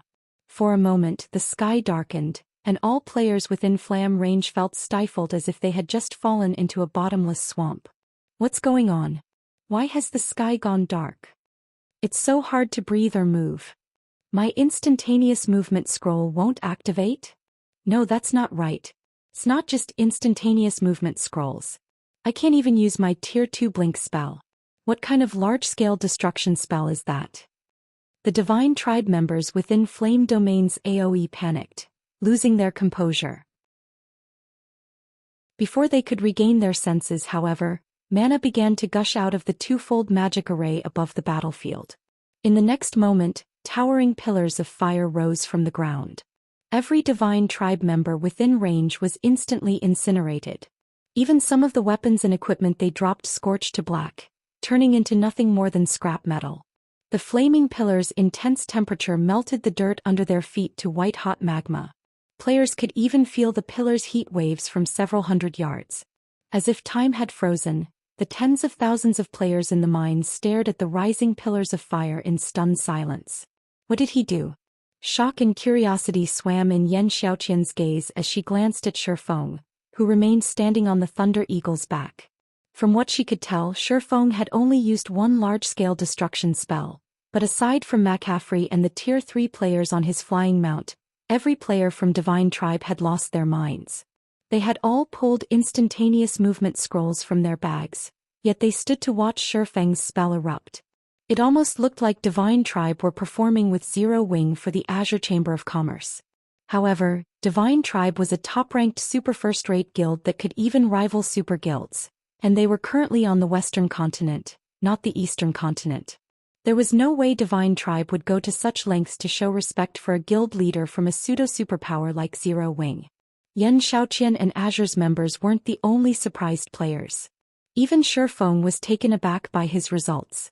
Casting Flame Domain with a mana body is actually this powerful? Shifeng could not help but glance at the 7 luminaries ring on his finger after watching several hundred Divine Tribe members turn into ash. Although he had known that skills and spells would become considerably more powerful when players reached Tier 3 and acquired their mana bodies, he hadn't thought that the 7 luminaries rings' activatable skills would become this strong. He had only intended to use Flame Domain to scatter Divine Tribe's members. Their team's combination spells were a challenge to deal with, and if he allowed Divine Tribe's Tier 2 experts to use those spells freely, even he would struggle against them. He hadn't actually expected to annihilate all of those Tier 2 experts with one Flame Domain. And the spell had even absorbed all available mana within a 500-yard radius. He had only seen such fearsome spells a handful of times, even during his previous life. Robbing an area of its mana was a terrifying ability in God's domain. Mana was the foundation of everything in the game. It was both the source of life and the source of power. Exposing a player to an area devoid of mana was even more torturous than sending someone into the vacuum of space. Not only couldn't players use skills and spells in an area empty of mana, but even survival would be a problem, especially for players that hadn't yet obtained a mana body. Exposure to such an area was practically fatal. While Shifeng stared at his 7 luminaries ring, McCaffrey gave the swordsman a grim look. This was the first time he had encountered a spell that could eliminate several hundred of his Tier 2 subordinates without giving them the chance to flee. Vice Commander, the spell that player just used is too powerful. It had devoured all mana within its range. Tier 3 players like us might be fine in such an environment, but Tier 2 players are sheep for the slaughter, the red-haired female elementalist behind McCaffrey said as she watched Shifeng's group with a serious expression. Read latest chapters at Wuxia World. The other Tier 3 experts from Divine Tribe began to observe Shifeng's group carefully as well. They no longer dared to write off the strangers as ignorant challengers. With Shifeng's large-scale destruction spell, they wouldn't be able to rely on Tier 2 experts in an attack against Shifeng's group. They could only rely on Tier 3 experts like themselves. Unfortunately, Tier 3 experts were still incredibly rare. Gathering enough of them to defeat Shifeng's 10 Tier 3 experts would be a major challenge, especially if Shifeng and his companions focused on fleeing. Suddenly, Shifeng looked up at McCaffrey and asked, "Do you want to continue?" His goal in visiting the Western continent wasn't to start a war with Divine Tribe. He had merely come across these players by chance. If Divine Tribe's team hadn't picked a fight, he would have already left this godforsaken place. Chapter 2448. Divine Tribe shocked. Although Shifeng hadn't spoken very loudly, McCaffrey and his companions had heard him clearly, and the question enraged them. They had been confident that they could make Shifeng's group pay for foolishly provoking Divine Tribe, yet in the blink of an eye, the swordsman had slain several hundred of Divine Tribe's Tier 2 experts. They had been able to bear the events up until now, but Shifeng had just gone too far. Shifeng's tone had contained sympathy and compassion for those he saw as weaker than himself. He wasn't even treating them as enemies, but as a negligible distraction that he had no interest in. This was humiliating and absolute embarrassment. Black Flame must be insane. Yan Xiaoqian, who watched through a magic mirror, stared with wide, shocked eyes. She couldn't fathom how Shifeng had become Zero Wings guild leader with his personality. Rather, she was surprised that Shifeng had survived this long in God's domain. It was a fact that Shifeng had shocked McCaffrey with the power of his flame domain. The spell's effects had even surprised Zhou Xian. Meanwhile, the swordsman and his team had had more than enough time to leave the area via his flying mount. Had Shifeng done so, the stunned Divine Tribe members might have let him and his team go. Yet not only hadn't Shifeng left, but he had also proceeded to provoke Divine Tribe further. Was Shifeng unaware that there were more than 7,000 Divine Tribe members in the mine, with more than 60 fully armed Tier 3 experts? Shifeng's large-scale destruction spell was certainly powerful, but all of such spells had very long cooldowns. Players would be lucky if they could use the same large-scale destruction spell twice in one battle. The watching players had only been stunned because it had been so long since a single large-scale destruction spell had slain hundreds of Tier 2 experts on the Western continent. Once Divine Tribe's experts regained their senses, they could easily destroy Shifeng and his Tier 3 experts. The army that Divine Tribe had sent to siege the mine was one of its reorganized trump card legions, which was powerful enough to capture a guild city on its own. The army had more than one way to defeat Tier 3 players in their way. It wasn't limited to combination spells. However, what truly surprised Zhou Xian was Aqua Rose and the others' behavior from behind Shifeng. Despite Shifeng's rampage, none of them had tried to stop him. They had merely watched as if they weren't involved at all. She even wondered if Aqua Rose and her companions were from Shifeng's guild. Continue. Punk, you must be suicidal. You've only cast a powerful large-scale destruction spell, yet you think you can behave as you wish before Divine Tribe. A Tier 3 ranger bellowed enraged from behind McCaffrey. Without even waiting for a command, the ranger retrieved 3 crystalline arrows, decorated with runes, from the quiver on his back and fired them at Shifeng. The instant these 3 crystalline arrows flew from the ranger's bow, they broke the sound barrier, releasing a sonic boom that rocked the area. Space itself began to destabilize from the arrow's power. These 3 projectiles were more than capable of heavily injuring a Grand Lord of the same level, and they were so fast that they became invisible to the naked eye. I don't know who you people are, but since you've dared to provoke Divine Tribe, you will all die here today. The red-haired female elementalist coldly hissed as she began to wave her fiery staff, casting the Tier 3 spell Manifold Illusions without chanting an incantation. The 3 crystalline arrows split into a dozen copies, all locked onto Shifeng. Not only were the arrows impossible to differentiate, but they also became more powerful. What? That Crimson Witch has mastered the spell combination technique. Zhou Xian exclaimed when she saw the 12 arrows in her magic mirror. All magical class players dreamed of mastering spell combination at this stage of the game. Mastering the technique was even more difficult than mastering double speed casting, rivaling bronze combat techniques. Not even Zhou Xian had managed to unravel the technique's introductory concepts. Throughout Azure, only the chamber's chief elementalist had mastered the technique, but the elementalist was a true old monster.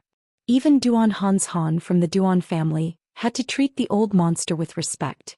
Ordinary domain realm experts simply couldn't hope to compare.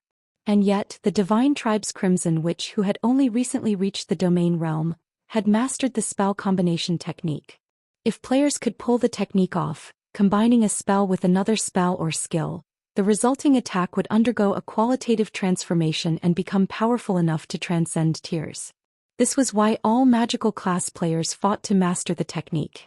Just as the 12 arrows were about to reach their mark, Shifeng unsheathed Killing Ray and brandished the sacred sword at the incoming projectiles. Shocked secret technique Lightning Flash. As if the arrows had slammed into an impenetrable wall, they exploded and fell out of the sky just short of their target. They hadn't even made it within 5 yards of Shifeng, much less injured the swordsman. Impossible. Crimson Witch's eyes bulged as she watched the arrows fall to the ground. That attack had been the combination of a Tier 3 spell and a Tier 3 skill. Although the combination hadn't been perfect, the attack had enough resulting power to rival a blow from a Grand Lord-ranked archaic species of the same level. Even if the attack couldn't instant kill a Tier 3 player, it should have been enough to send one flying. What exactly had just happened? Everyone watching was dumbfounded, especially Divine Tribe's Tier 3 experts. None had a better idea of how powerful Crimson Witch's spell combination technique was than they did. Even McCaffrey, their Legion's vice commander, would have to activate a berserk skill to defend himself against that attack. However, Shifeng hadn't even used a skill or spell to counter the arrows, much less a berserk skill. A peerless monster? McCaffrey's expression darkened when he saw Shifeng unscathed. The title of peerless monster had only come into fashion after many expert players had reached Tier 3. Many powers still weren't sure of what the title meant or referred to, but a superpower like Divine Tribe was fully aware of what it meant. Read latest chapters at Wuxia World. Divine Tribe had witnessed the strength of peerless monsters before. Peerless monsters were extraordinarily strong experts that could single-handedly defeat a team of 100 Tier 3 experts, the strongest team the various superpowers could currently field. McCaffrey couldn't think of another explanation for how Shifeng had stopped Crimson Witch's spell combination without taking any damage. How is this possible? Is he really a peerless monster? When they heard their vice commanders muttering, the Tier 3 experts in the area turned to stare at Shifeng in astonishment. Yan Xiaoqian's jaw dropped at the revelation. She couldn't bring herself to believe that Shifeng was truly one of the rumored peerless monsters. Chapter 2449, Shifeng's frightening team. Since McCaffrey had acknowledged the possibility that Shifeng was a peerless monster, everyone looked at the swordsman in a different light. Divine Tribe's members in particular no longer radiated their prior killing intents. Now they only gazed at him in fear and awe. None of Azure's members were surprised, and they didn't ridicule Divine Tribe's members for being cowards. They were just as aware of how powerful Tier 3 peerless monsters were. Peerless monsters could stand on an equal playing field with God's domain's various superpowers, addressing these superpowers as individuals. They were undoubtedly the strongest experts that currently existed in God's domain. Experts could only look up to these peerless monsters for their raw power and techniques. Tier 3 experts were especially aware of how massive the gap was between them. To experts, peerless monsters were like heroes to NPC humans. Heroes' strength was beyond common sense. They were simply out of normal people's reach. Silent Wonder has actually forged a friendship with such an expert? It seems I'll have to speak with those old fellows. As Azure Chamber of Commerce's Berserker King Elder watched Shifeng from his magic mirror, his impression of Silent Wonder substantially improved. Although the Long family currently had the right to rule Azure, a majority of the Chamber's resources remained under the control of the Chamber's various shareholder families. These families were roughly on par in terms of strength, and no one would accept someone's rule when they were just as powerful. To gain more power, these shareholder families would try to convince unaffiliated guild elders like him, which were the Chamber's main combatants, to support them. Naturally, this gave the guild elders a plethora of options. Generally, this Berserker King Elder maintained a neutral stance in Azure, but a few of his close friends had chosen a side. One of them refused to support the Long family and tended to vote against its wishes. Before today, he had never cared about what that friend did. The Long family's hold on Azure wasn't exactly secure. However, now that he had discovered that Silent Wonder, the Long family's heiress, had a relationship with a peerless monster, his friend would have to consider the Long family's directives carefully, particularly Silent Wonder's interests. Killing Tier 3 experts was an effortless task for a peerless monster. Such players wouldn't need traps or ambushes to kill Tier 3 players, and unless his friend had the protection of another peerless monster, he would dig his own grave by acting against the Long family. While Azure's guild elders secretly planned on how to build a closer relationship with the Long family's Silent Wonder, Crimson Witch stared at Shifeng with a grim expression from the back of McCaffrey's giant bat. "You must be mistaken, Vice Commander. How can he possibly be a peerless monster? Everyone is aware of the peerless monsters on the Western continent, and that guy doesn't match any of their descriptions," Crimson Witch argued, refusing to believe McCaffrey's assumption. Confidently, she continued, "He must have consumed some kind of potion that skyrocketed his strength before he came here. Fortunately, those potions' effects don't last long. As long as we drag this fight out, he'll expose his weakness." She instinctively refused the idea that Shifeng was a peerless monster. There weren't that many in God's domain after all, and most of them were from super guilds, while the rest were from super first-rate guilds. However, she had never seen the six-winged guild emblem Shifeng wore. How could he possibly be a peerless monster? No, I don't think he's just consumed a potion. Any potion that can increase a player's strength would make the mana around the player unstable.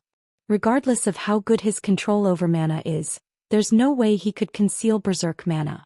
I saw no sign of the mana around him going berserk when I observed him with my mana eyes. In fact, the mana he's radiating is even denser than yours, McCaffrey said, shaking his head. His fear finally began to show as he watched Shifeng. How is that possible?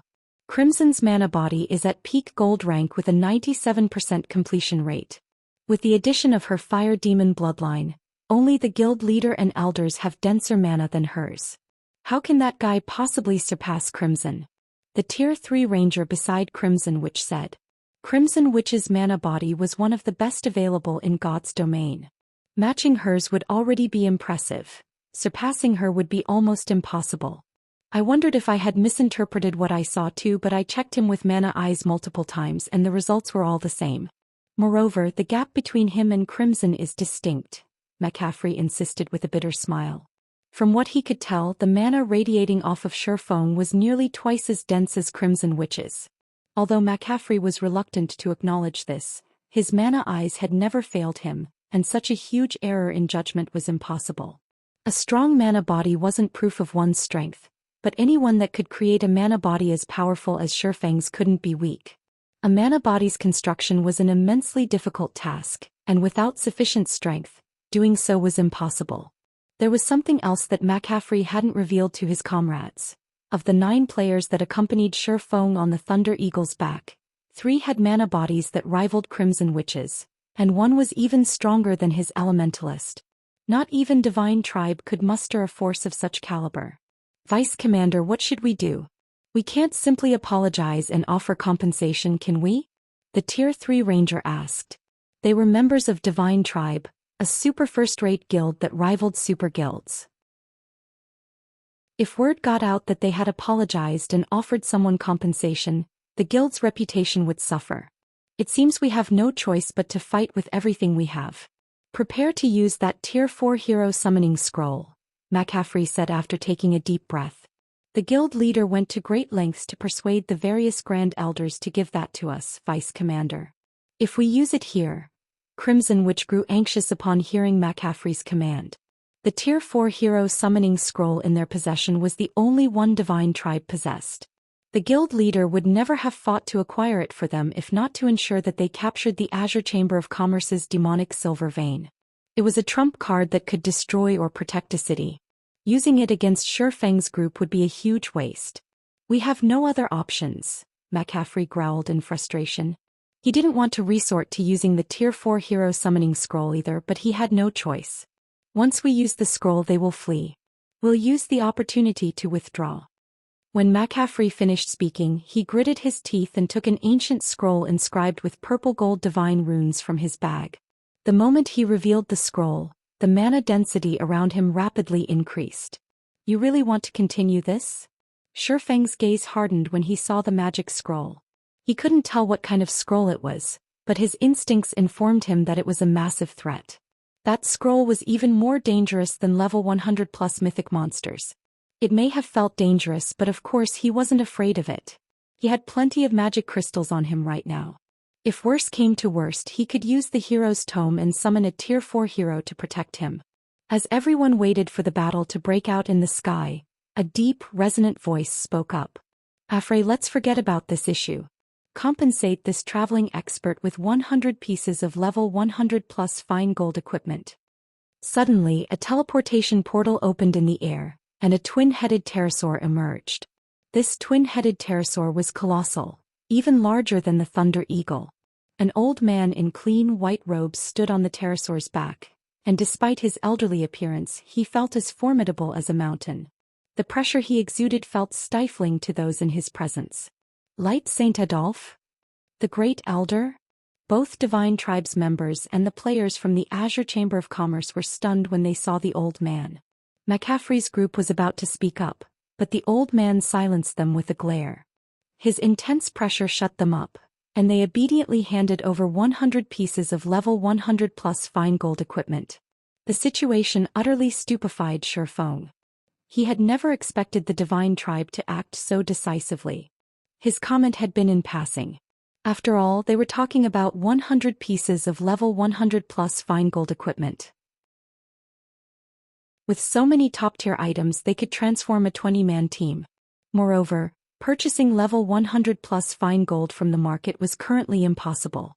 One could only barter for a trade. Out of blows, friendship grows. May I know if you might be interested in visiting Divine Tribe's Silver Lion City in the Silver Moon Empire? Adolf politely asked Shi Feng. That won't be a problem. I'd be more than delighted to, Shi Feng said, nodding.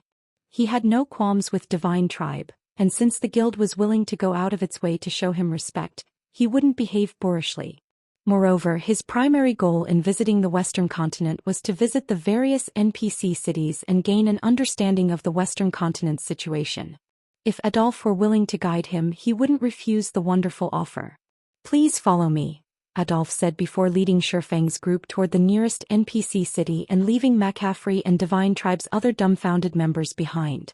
Read latest chapters at Wuxia World. EU Azure's members were just as flabbergasted by the development. What's going on? Who are those people? A moment ago, Shi Feng had annihilated several hundred Tier 2 experts from Divine Tribe, yet not only had Divine Tribe willingly compensated Shi Feng with 100 pieces of level 100 plus fine gold equipment, but Adolf, one of the guild's great elders, had also personally invited Shi Feng to visit Divine Tribe's main headquarters. Not even Superpowers guild leaders received such generous treatment. The situation even confused McCaffrey and his subordinates, let alone Xian and the rest of Azure's members. Even if Shi Feng were a peerless monster, was it necessary to go to such lengths to please him? Chapter 2450. A city. Shortly after Shi Feng's group left, the situation in the demonic silver mine quieted down as everyone wondered about the identity of the group of strangers. He actually got an invite from Divine Tribe's Grand Elder? That guy must be extraordinary. It seems the Long family will rise through the ranks in the next annual competition, the Berserker King Elder from the Azure Chamber of Commerce thought as he gazed in the direction Shi Feng's group had disappeared in. He also felt an urgent need to deepen his relationship with the Long family.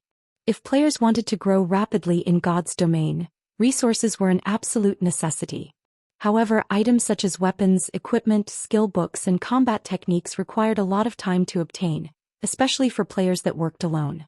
If players wished to keep up with those on the front line while collecting these items, they'd need to accomplish everything, even if it meant working themselves to death.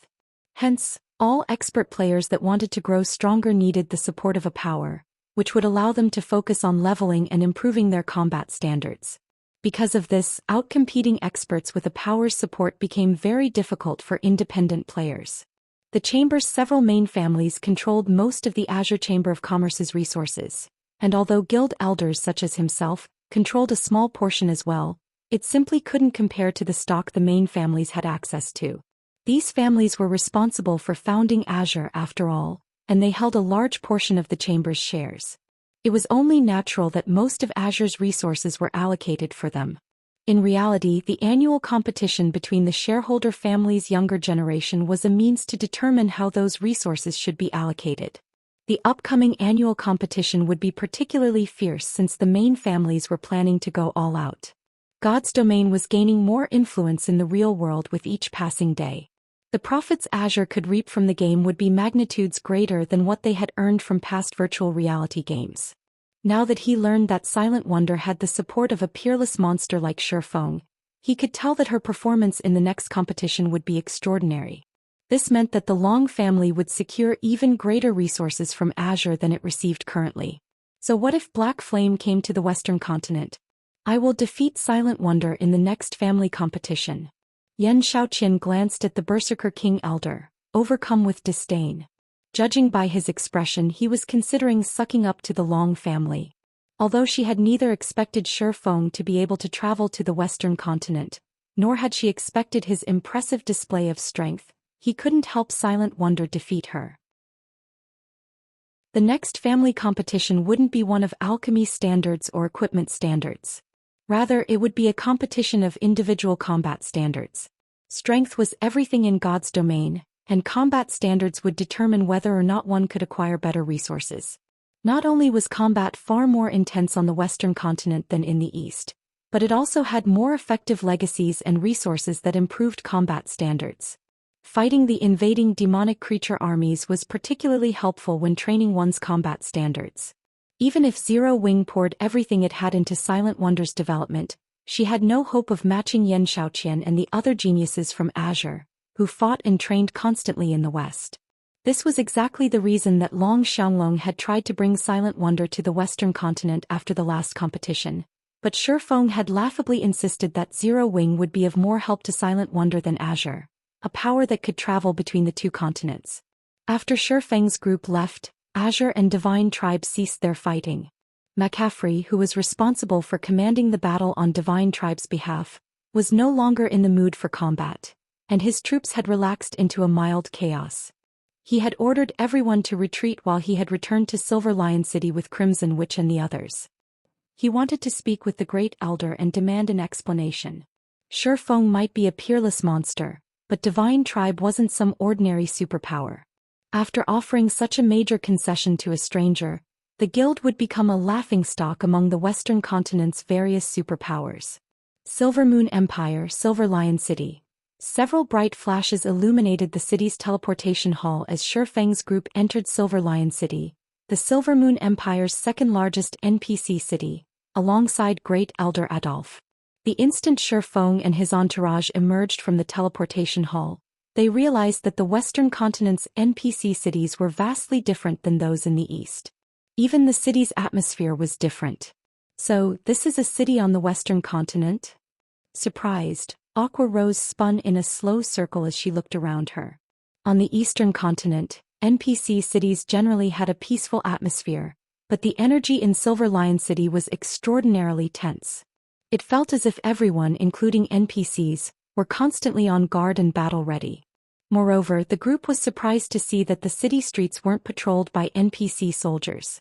Rather, Divine Tribe's members and NPCs from the Adventurers Association were maintaining order. Players working for the association were even responsible for collecting the city's entrance fees. It seemed as if the city were managed by players, employed by the Adventurers Association. As Shifeng and the others followed Adolf through the city, they could sense nearby players' high combat standards. These players even had greater mana control than those on the Eastern continent. That was clear based on the magic scrolls available in the city's shops and street stalls. Although Eastern players sold magic scrolls as well, those were often low-quality items, mostly only Tier 1 magic scrolls. Tier 2 and 3 magic scrolls were still exceedingly rare. In Silver Lion City, however, Tier 2 magic scrolls were common items in shops on stalls. Some shops even sold Tier 3 magic scrolls and intermediate barrier scrolls, which were at least 50% cheaper than in the East. Of course, none of this surprised Shifeng. The Western continent had been embroiled in an endless battle against tides of demonic creatures since ancient times. Thus, its magic research was far more advanced than in the East, especially when it came to mana utilization. In fact, there were quite a few methods here that could improve a player's mana control and help players learn how to control mana. Mana control was especially important to magicians. The greater a magician's mana control was, the easier creating magic arrays would be. Due to the Western continent's research, there were far more magicians here than on the Eastern continent. Shifeng even thought that the West's superpowers likely possessed master magicians at this stage of the game. With so many players taking up the magician subclass, there was no lack of manpower to create magic scrolls and magic array scrolls.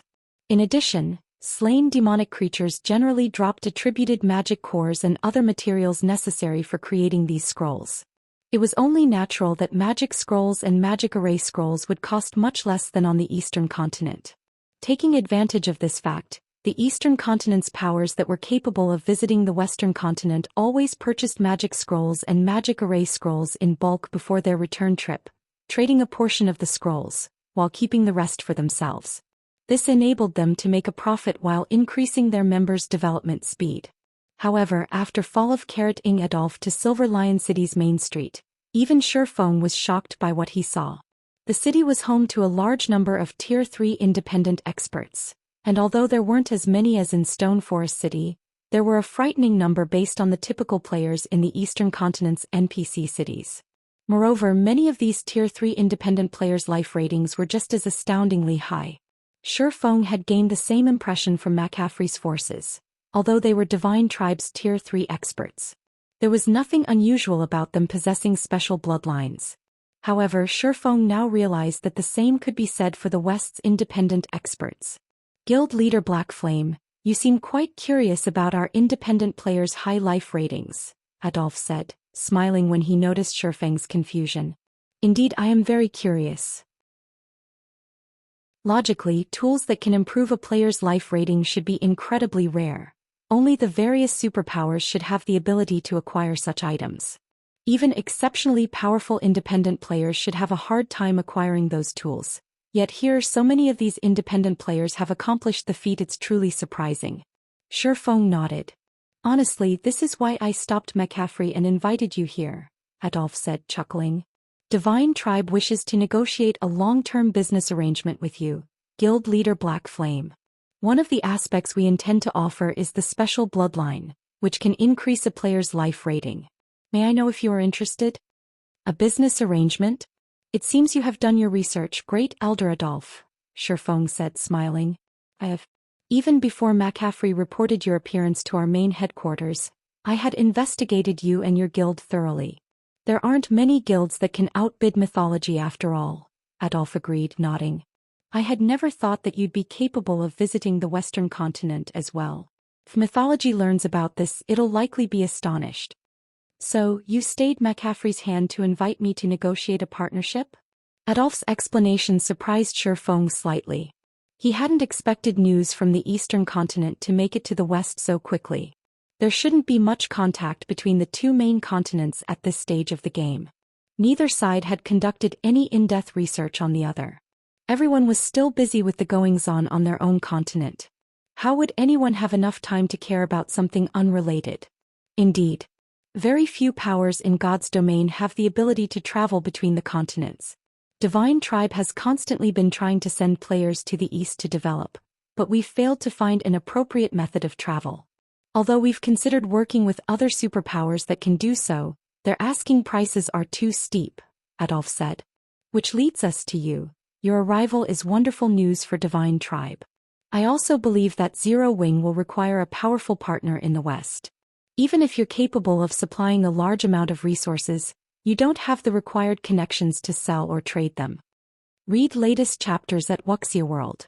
As Adolphe had revealed, he had investigated Zero Wing thoroughly. Although Zero Wing appeared prosperous on the surface, it was plagued by many crises. Right now, the guild urgently needed a large number of peak or Tier 3 experts to protect it.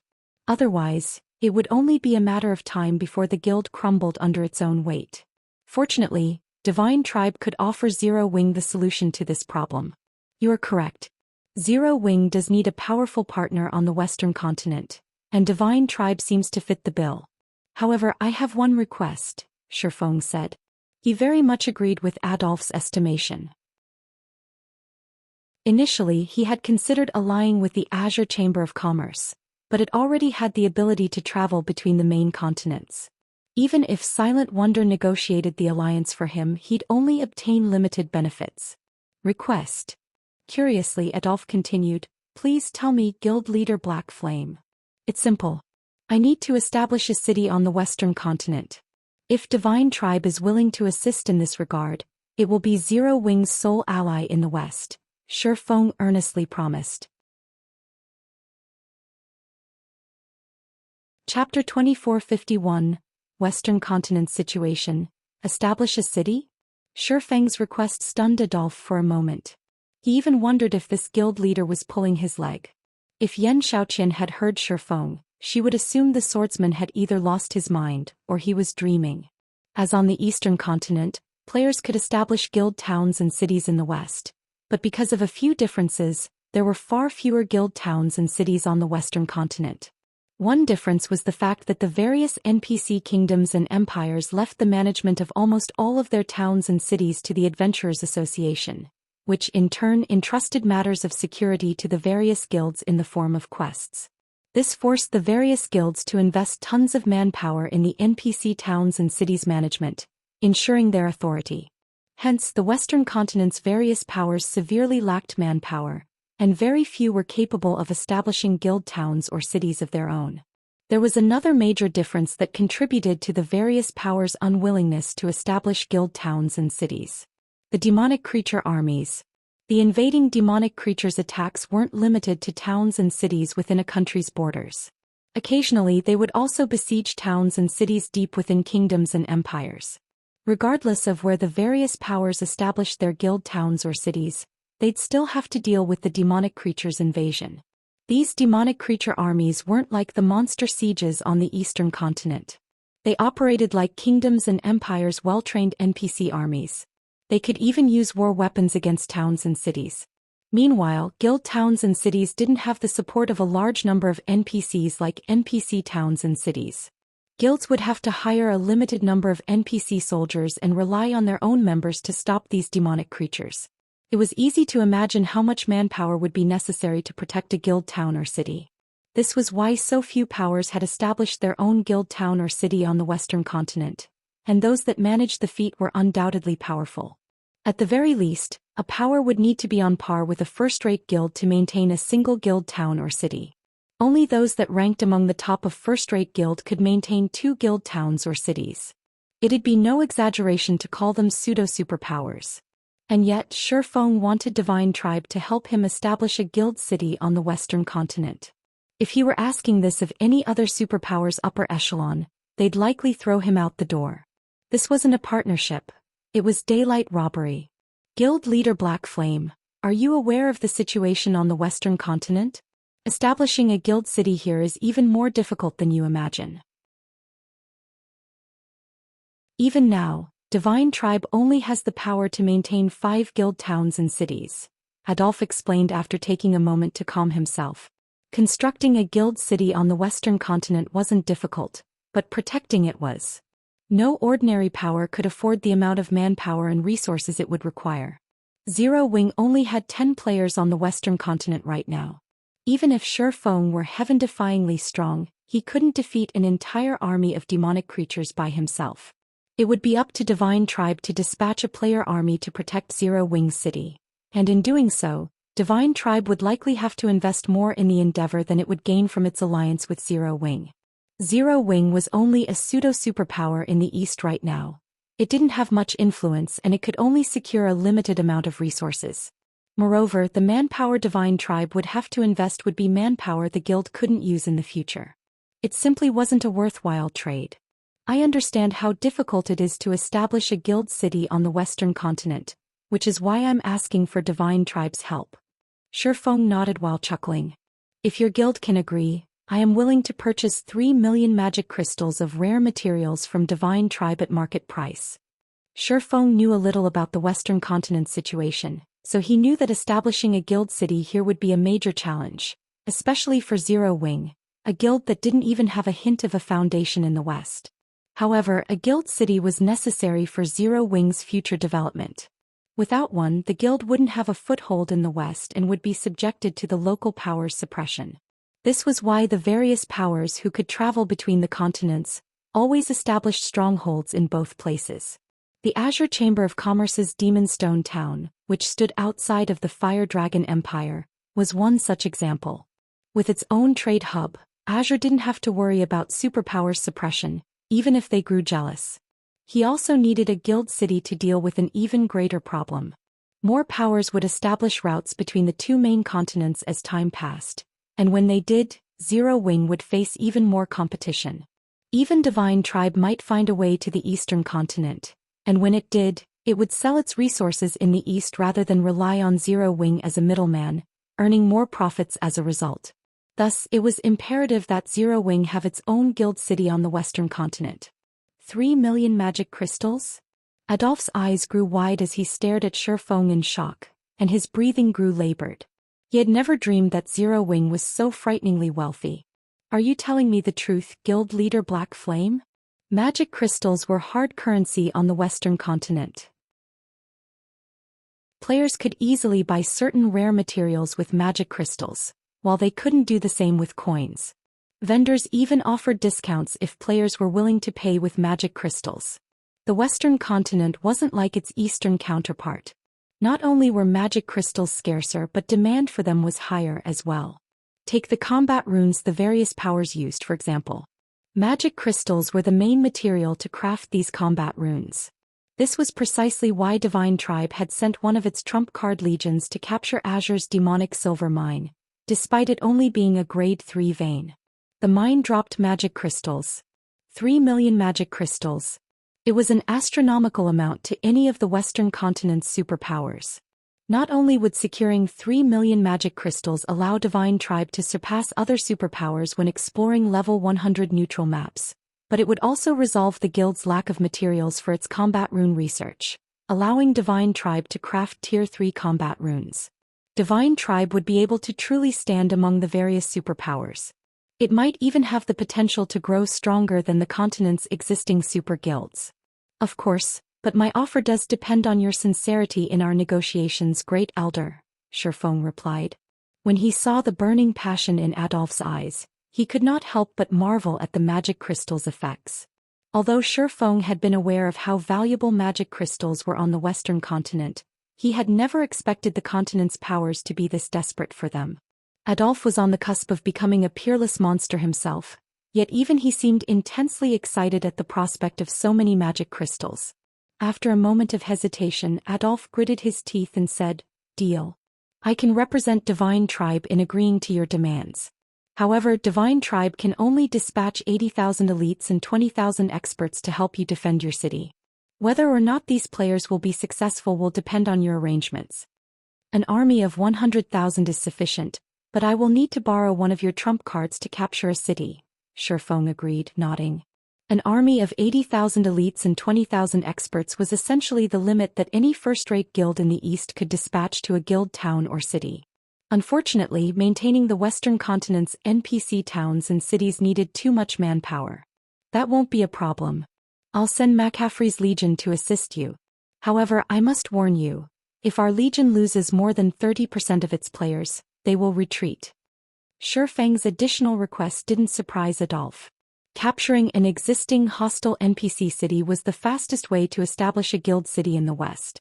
Shifeng and Adolphe then signed a contract, solidifying their agreement. The contract stipulated that Divine Tribe would gather the rare materials Shifeng requested within 7 days and grant Shifeng access to a 100,000-man army to help him protect Zero Wings City for 3 months. In exchange, Shifeng would pay Divine Tribe 3 million magic crystals. Divine Tribe would also become Zero Wing's sole ally in the West, and any materials Zero Wing required from the Western continent would be purchased from Divine Tribe, unless another party could offer the materials at a lower price. Once the contract was signed, McCaffrey was instructed to return with his legion to Silver Lion City. Shifeng was then given full authority over the legion. Read latest chapters at Wuxia World. EU Silver Lion City, Divine Tribe's guild residence. Guild leader Black Flame, may I know what your plans are? With our current combat power, there are only a few resource cities in level 90 maps that we can capture.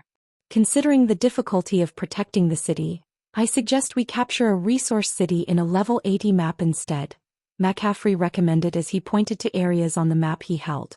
Capturing a resource city in a level 90 map would be quite difficult due to the level 100 plus NPCs or monsters that protected the cities. They would also encounter level 100 mythic combatants. Capturing a city in a level 80 map would be far less of a challenge. Although these areas were a lower level, guild cities could be transferred to a different location once they met the requirements.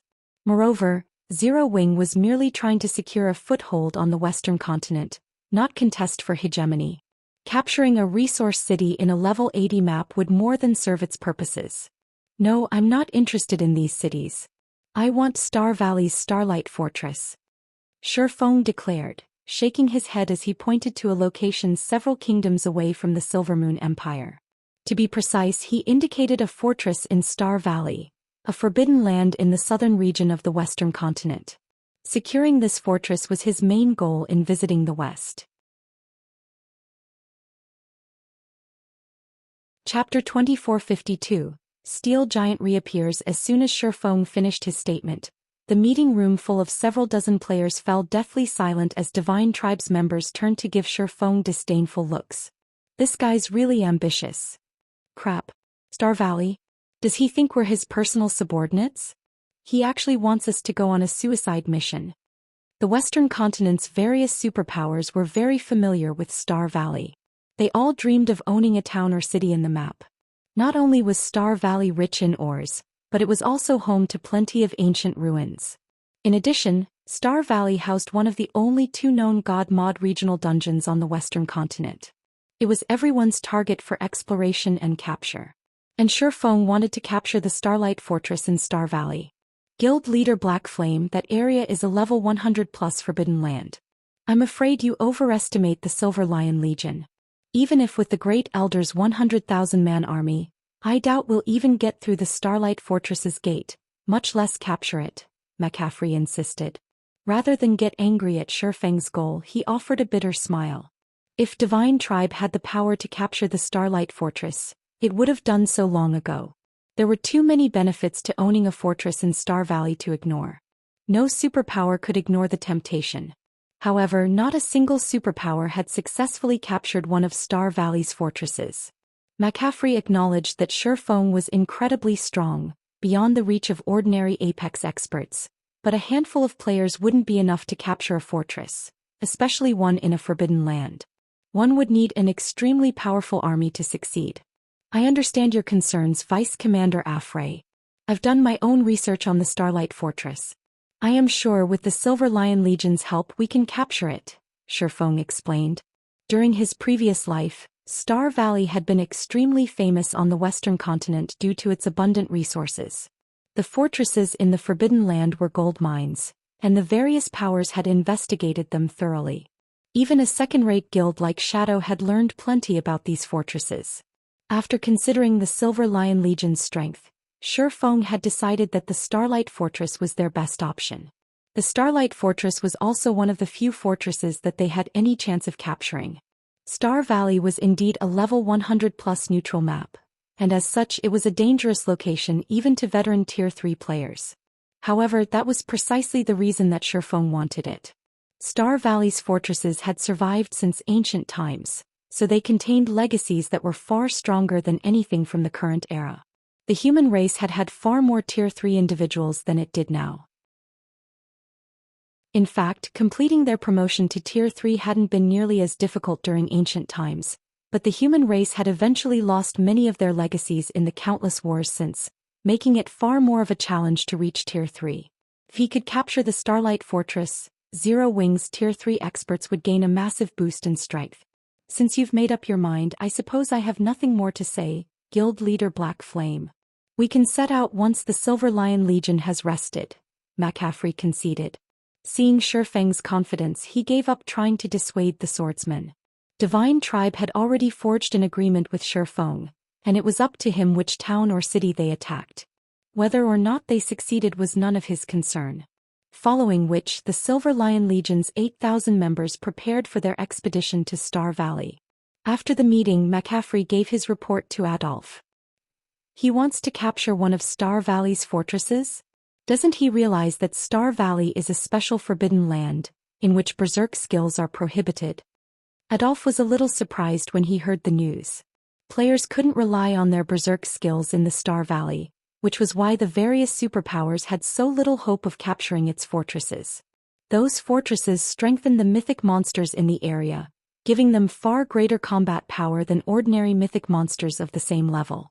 Without berserk skills, not even Tier 3 players had a chance against those mythic monsters. Furthermore, each of Star Valley's fortresses contained more than one mythic monster. Based on the various superpowers reports, each fortress was guarded by at least 3 mythics. Some even had 5. A ton of great lords and grand lords had also garrisoned these fortresses. Just thinking about fighting all of those powerful monsters made Adolf's skin crawl. Even with Divine Tribe's trump card, the Tier 4 Hero Summoning Scroll, they couldn't capture a fortress of that caliber. Shifeng, however, insisted on accepting the challenge.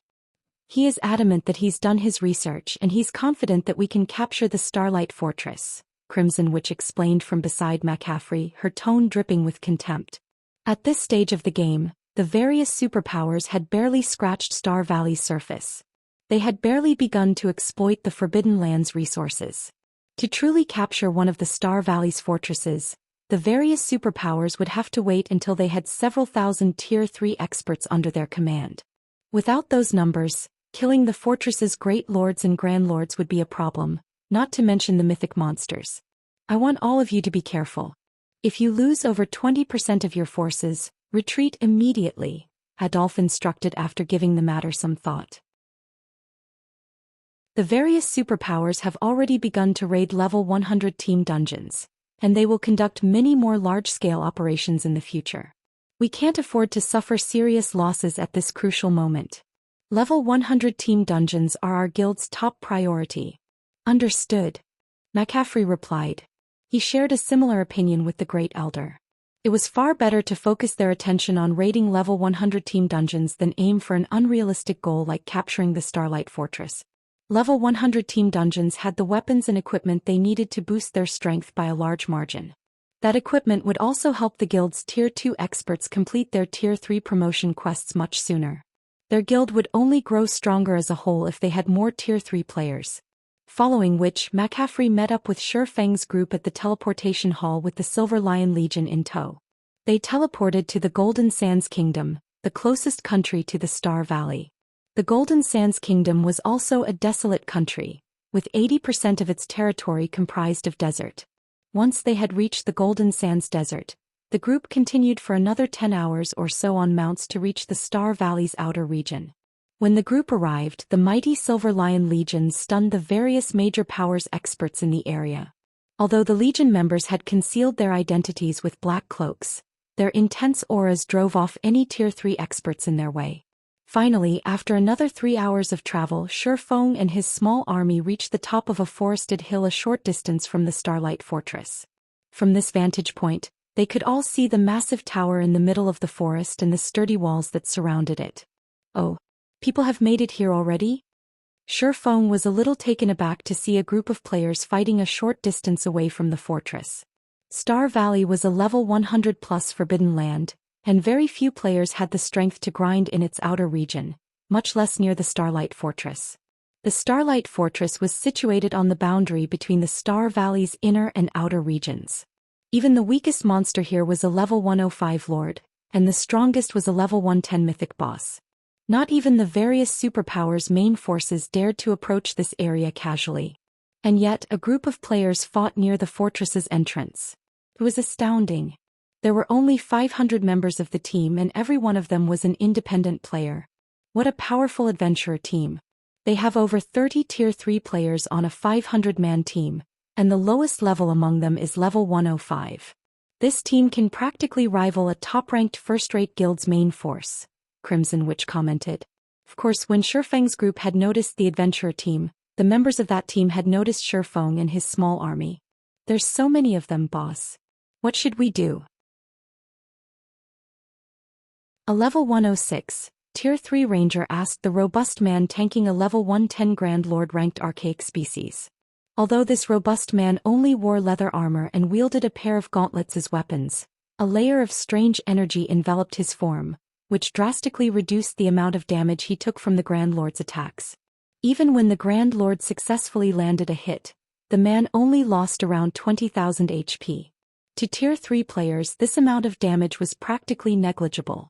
This quest boss is already in the red. Ignore them for now. If they dare try to steal our kill, we'll drag them down with us. The robust man growled. His gaze contained no fear, even after he noticed the Silver Lion Legion's overwhelming numbers. I agree. I have checked their mana signatures. They might have more players, but only 70 of them are Tier 3 players. If it comes down to a fight, we'll make them suffer. A ruthless man who wore similar leather armor and wielded a great sword agreed with a sharp nod. Any other adventurer team would have likely fled if they encountered the Silver Lion Legion, but they were different. They'd never back down from a fight, even if they faced an army of 8,000 players with several hundred Tier 3 experts. Guild leader Black Flame, should we make them leave? McCaffrey asked as he turned toward Shi Feng. They were here to capture a fortress. Even if they were merely a slightly powerful adventurer team, outsiders could affect the outcome of their operation. However, as Shi Feng was their commander this time, and McCaffrey decided to seek his guidance, rather than take action immediately. That won't be necessary. We'll just do our own thing, Shi Feng said, shaking his head. He had no intention of clearing out the area. Read latest chapters at Wuxia World. If we don't force them to leave, Guild Leader Black Flame, we won't be able to besiege the front gate, McCaffrey insisted, exasperated. The Starlight Fortress only had one entrance, and it was the least protected area. Thick walls that were 12 meters high surrounded the fortress on every other side, and they were treated with special magic that prevented players from vaulting over them. In addition, many level 110 Great Lord and Grand Lord ranked elemental guards paced atop the walls. Not only could these elemental guards launch long-range attacks, but they also had AoE spells. Those monsters would likely bombard them to smithereens before they could destroy the fortress's walls. Before McCaffrey could continue, however, Shi Feng retrieved a steel giant that blotted out the sky. The Crimson Dragon flying ship. Chapter 2453, Crimson Dragon flying ships. Might a flying ship. When Divine Tribes members saw the gigantic Crimson Dragon flying ship, their eyes nearly fell out of their sockets, including McCaffrey and Divine Tribe's other upper echelons. The Crimson Dragon flying ship was massive. They had previously thought that flying mounts dwarfed land mounts, but compared to this, flying mounts were little more than children standing before an adult. So, this is the rumored flying ship? McCaffrey could not help but marvel at the Crimson Giant and its glowing runes and magic arrays engraved on the hull. Even the ship's mana mesmerized him. As one of Divine Tribe's upper echelons himself, he had heard about Zero Wing's flying war weapon, but seeing the real thing in person still shocked him. Before a steel giant like this, monsters and player armies were meaningless. When the adventurer team fighting in the distance saw the Crimson Dragon flying ship, some even forgot about the monsters they fought for a moment. Only after the monsters' attacks through them did they recover their senses. What is that? Crap. Is it really necessary to go that far? The members of the adventurer team felt stifled and afraid as they gazed at the flying ship. The confidence they had held on to began to wane. Boss, what should we do? Look at those bastards. We are only a team of 500, yet they've revealed that thing to intimidate us. The ruthless, greatsword-wielding man cursed as he stared at the distant flying ship. With the weapons they had on hand, the idea of fighting the steel giant was a joke. It would be akin to fighting a tank or fighter jet with sticks. The two sides' combat power was on entirely different levels. Meanwhile, the robust man, this adventurer team's commander, watched the ship with a grim expression. Even if he had to face several dozen Tier 3 experts all by himself, he would still have the courage to put up a fight. He was even confident he could escape with his life even if he couldn't win. However, faced against the Crimson Dragon flying ship, he wasn't even confident in being able to escape.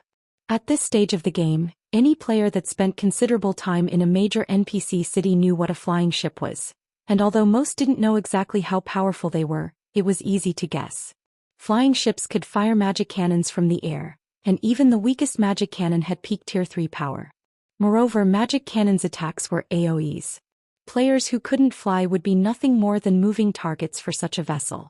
Right now, their team was at the Crimson Dragon flying ship's complete mercy. If the players piloting the ship wanted them dead, they wouldn't even get a chance to flee. While the adventurer team panicked, Aqua Rose and her comrades boarded the ship while Divine Tribes members watched.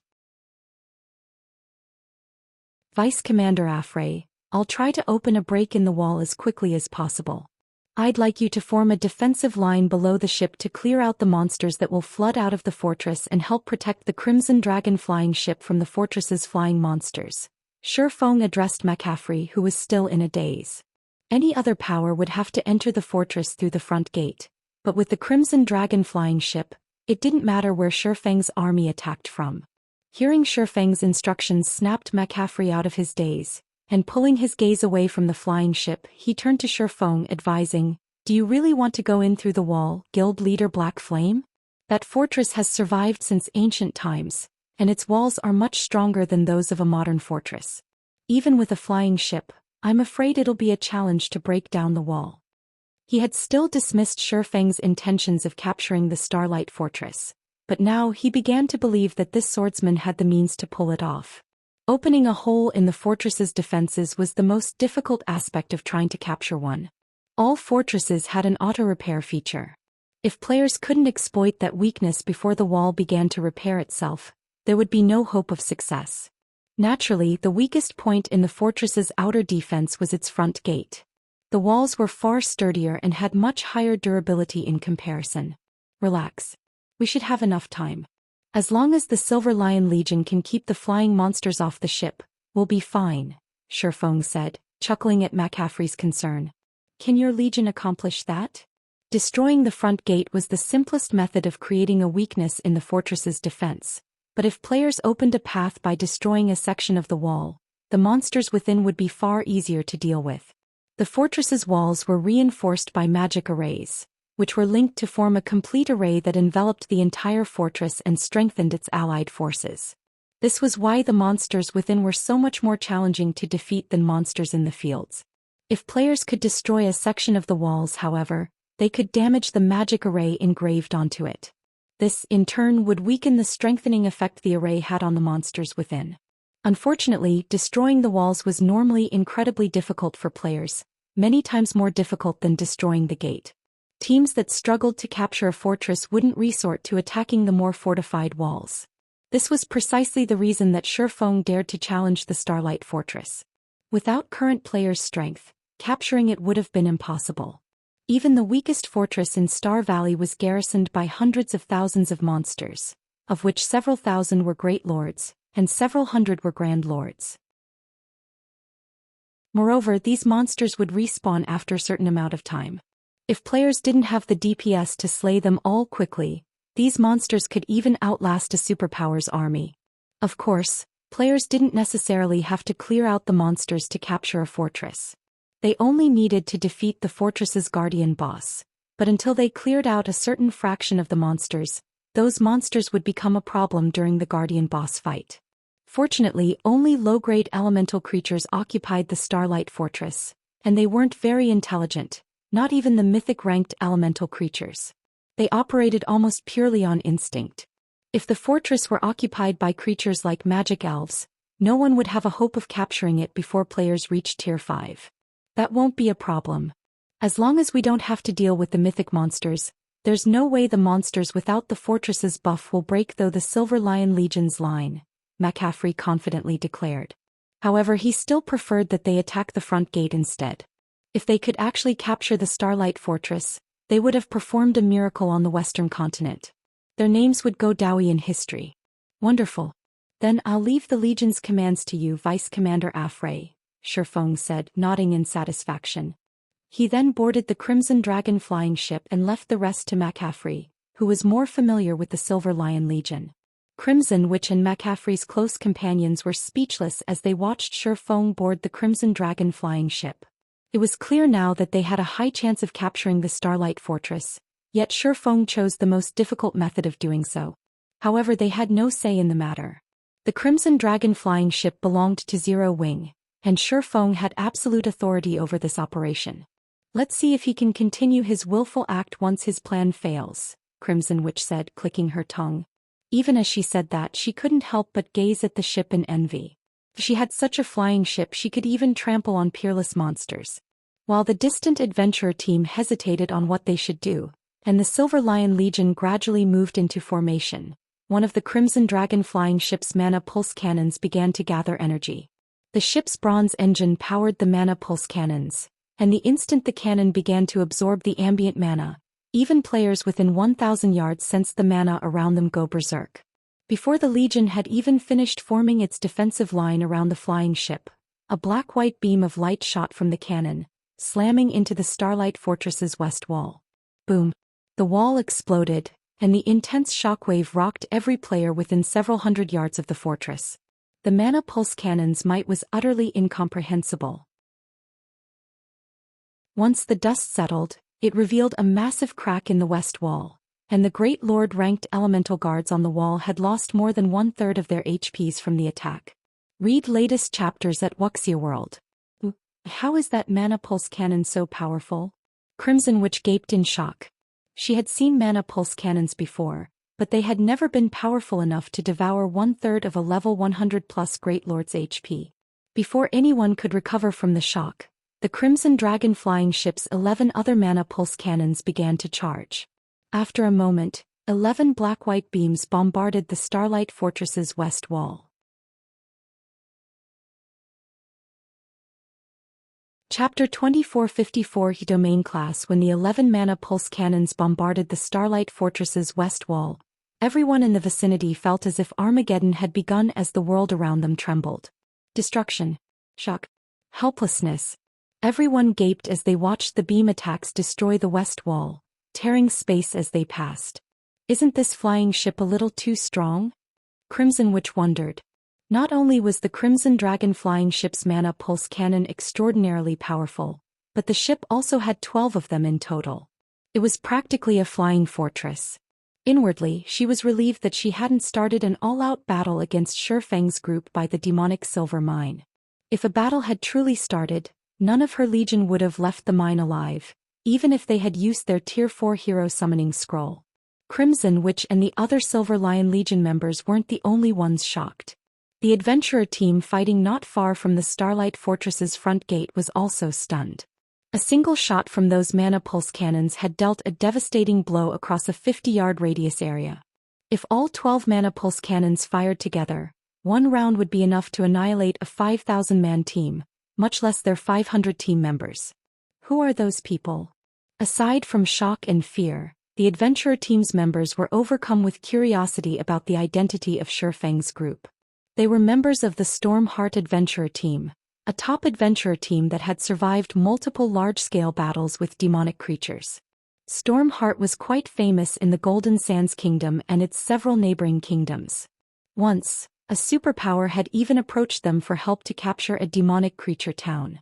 Of all of the opponents Stormheart had faced before, however, none could hold a candle to the Crimson Dragon flying ship.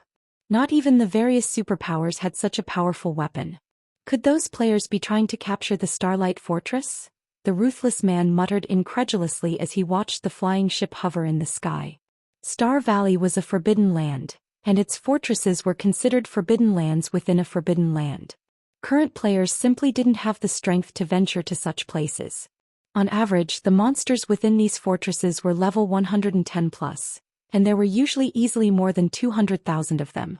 The fortresses were even home to level 110+ mythic monsters. For these mythic monsters, killing current Tier 3 experts would be child's play. Even now, the various superpowers were only capable of exploring the areas around Star Valley's fortresses. They'd have to wait until they had several thousand Tier 3 players to have even a chance of capturing a fortress. The monsters weren't even the most difficult part about capturing Star Valley's fortresses. Opening a hole in the fortress's defenses was the true challenge. If a team failed to do so, they'd never be able to send players into the fortress, making it impossible to kill the Guardian boss and secure the fortress token. That seems to be the case. Why else would they attack the Starlight Fortress directly? Stormheart's commander replied, similarly watching the flying ship with fear and awe.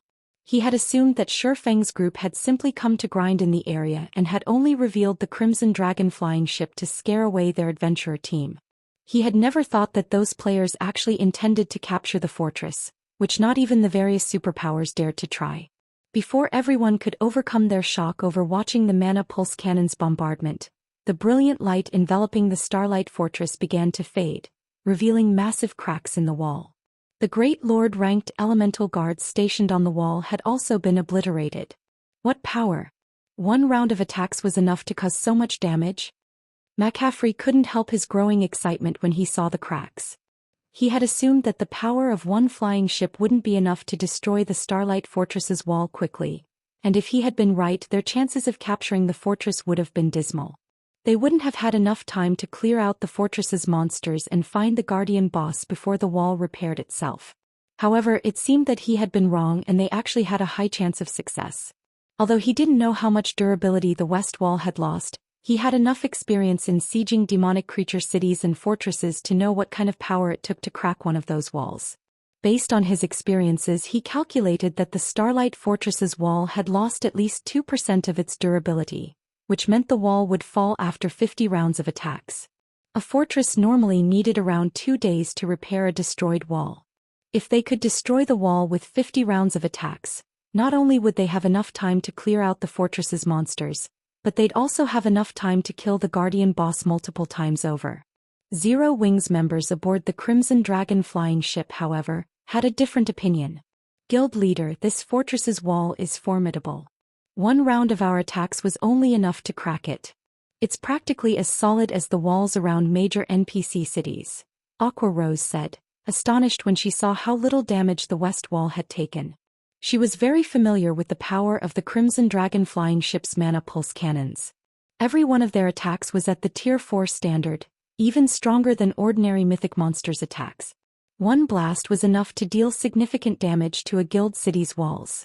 And yet, the wall around the Starlight Fortress had barely taken any damage after 12 mana pulse cannons had fired. The wall was almost as tough as the wall around White River City. White River City had already been promoted multiple times. Even if mythic monsters attacked, the city wouldn't take any damage. They'd likely have to attack for a long time to open a hole in the Starlight Fortress's wall. Every time they fired the mana pulse cannons, it cost them money. Although the cannons weren't as expensive as the mana pulse cannons in guild towns and cities, each shot still cost 100 magic crystals. I'm satisfied with this outcome. If the fortress activates its defensive magic array and reinforces the wall, we won't break through even after 2 solid days of attacking, Shifeng said, chuckling and shaking his head. The Starlight Fortress had survived since ancient times, standing even after numerous battles. How could an advanced flying ship possibly destroy it that easily? If the Starlight Fortress were so fragile, it wouldn't have lasted this long. He didn't particularly mind the magic crystals they spent. He had plenty to spare. If he had needed magic crystals so badly, he wouldn't have tried to capture a fortress in the first place. While Shifeng and his party waited for the mana pulse cannons' cooldowns to end, they heard a deafening roar from within the Starlight Fortress. Even from several thousand yards away, they could hear it clearly. The Starlight Fortress's gate then opened, and swarms of elemental creatures flooded out. Flying elemental creatures launched themselves from the fortress. At a glance, there were easily over 50,000 monsters, and every one of them charged at the Silver Lion Legion and the Crimson Dragon flying ship. Why are there so many? McCaffrey felt his scalp tingle as he watched the incoming swarm. Even in the worst-case scenario, there should have only been 10,000 or so monsters spilling out of the fortress, according to his initial estimates. But more than 50,000 charged toward them, including more than 100 Grand Lords. The Grand Lords alone outnumbered the Silver Lion Legion's Tier 3 experts. Before McCaffrey could issue a command, however, a 30-meter-tall Starlight Behemoth flew from the fortress. The instant the Starlight Behemoth emerged, the ambient mana seemed to submit to its control. Read latest chapters at Wuxia World. You what? A domain class mythic. Crimson Witch exclaimed, paling when she saw the flying monster. Expert players like her were no longer strangers to the concept of domains. Almost all Tier 4 NPCs had one, and while within their domains, NPCs could move and fight in a world that was tailored to them. This was why Tier 4 NPCs were so powerful. Tier 3 NPCs couldn't defeat such a being, even with a numerical advantage. Fortunately, monsters were dumb, unlike NPCs. They relied on their physical prowess in battle, but even so they could contend with NPCs of the same tier. Monsters that had reached the Tier 4 mythic standard were particularly hardy, powerful enough that even Tier 4 NPCs of the same level would struggle to defeat them. Domain-class mythic monsters had their own domain. Even Tier 4 NPCs would have to flee from a group of domain-class mythics. She had never dreamed that such a powerful monster would dwell within the Starlight Fortress, and it had just flown out of the fortress to greet them.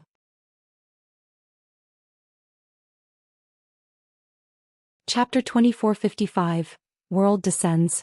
I thought only mobs were supposed to come out. Why is the fortress's guardian boss out here too? Why is this guardian boss so powerful? Shouldn't domain-class mythics be world bosses? The Starlight Behemoth's appearance shocked the Silver Lion Legion. The joy they had felt after seeing the Crimson Dragon flying ships might vanished when they saw the Starlight Behemoth's gigantic translucent body. Now only fear swam within them. Thus far, the various superpowers had only discovered a handful of domain-class mythic monsters, and every one of them was on par with a natural disaster. Those monsters could even guard an entire map. In fact, some level 90+ world bosses were merely domain-class mythics, and the various superpowers forces had proven ineffective against them. Even after relying on special items, they had been annihilated. A domain was simply unstoppable. This was why Tier 3 NPCs were no match for their Tier 4 counterparts, even when they outnumbered the stronger NPCs. Within another's domain, one's overall performance would suffer significantly. Just casting spells and activating skills became excruciatingly difficult within a hostile domain. One would be fortunate to exhibit 50% of their normal combat power in such a fight. To make matters worse, the domain would strengthen its users' overall performance as well. Even in a fight between a Tier 3 NPC and a Tier 4 NPC of equal strength, the difference would be qualitative with a domain active. Needless to say, the difference would be even greater between Tier 3 players and a domain-class mythic. Commander, we need to retreat. Nobody can stop that domain-class mythic boss. If we don't run now, it'll slaughter us. The ruthless man from Stormheart shouted at his commander, Crow, when he saw the Starlight Behemoth. Not only was the Starlight Behemoth individually powerful, but its domain would also strengthen the army of 50,000 monsters. Such a force would have no issues taking down a guild city, much less the Silver Lion Legion's 8,000 members. With the fortress's elemental creatures focused on the Crimson Dragon flying ship, they had a chance to escape. If they waited until these monsters destroyed the ship and massacred the Legion, they'd be next. It seems our raid is impossible. Inform everyone to retreat. Crow commanded as he gazed at the Starlight Behemoth. He had wanted to linger to witness the historical moment the Starlight Fortress was captured, but that no longer seemed like a wise idea. Of the various superpowers he knew of, none could even defeat a level 90+ domain class, mythic ranked world boss, not even the 5 great super guilds. Meanwhile, the Starlight Behemoth was a level 113 domain class mythic boss. Starlight Behemoth, Torient. Realm Lord, L. Starlight Creature Mythic. Level 113 HP 4, 000, 000, 000, 000/4, 000, 000, 000. Aside from the Starlight Behemoth's basic attributes, its 4 billion HP alone would be enough to inspire despair. With 4 billion HP, the Starlight Behemoth would regain 40 million HP every 5 seconds with its battle recovery. If players couldn't deal 8 million damage each second, their attacks would be utterly worthless against the monster. Tier 2 experts had a hard time dealing more than -10,000 damage to a level 100+ mythic monster, and their attacks would be even less effective against a domain-class mythic. Only Tier 3 players could deal more than -10,000 damage to such a monster. Assuming that a Tier 3 player could deal -20,000 DPS to the Starlight Behemoth, a team would need over 400 Tier 3 players to overcome the Guardian boss's battle recovery. Where was a power supposed to find 400 Tier 3 players at this stage of the game? Not even the Crimson Dragon flying ship would make much of a difference. Flying ships were war weapons. They might be useful against dumb mobs, but against a mythic monster that could fly, the ship would even struggle to land a hit. Furthermore, the Crimson Dragon flying ship's mana pulse cannons had very long cooldowns. To put it simply, it would only be limitedly effective against a domain-class mythic boss. While the Stormheart adventurer team fled, panic overwhelmed the Silver Lion Legion as they watched the Starlight Behemoth fly toward them. The Starlight Behemoth is too fast, Vice Commander. We won't have enough time to get everyone out of here safely. We'll have to leave some players behind to slow it down. Please issue the command, Crimson Witch begged McCaffrey as she watched the Guardian boss approach. None of them had expected the Starlight Fortress to house a domain-class mythic. Shifeng had doomed them all. Since the situation had already become desperate, the only thing they could do now was figure out a way to reduce the Legion's losses as much as possible. The Silver Lion Legion was Divine Tribe's strongest force.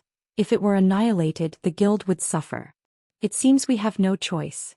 Hearing Crimson Witch's pleas, McCaffrey reluctantly pulled the Tier 4 hero summoning scroll from his bag. Current Tier 3 players had no hope of stopping a level 113 domain class mythic. If none of them could stop the Starlight Behemoth, the Silver Lion Legion would be slaughtered.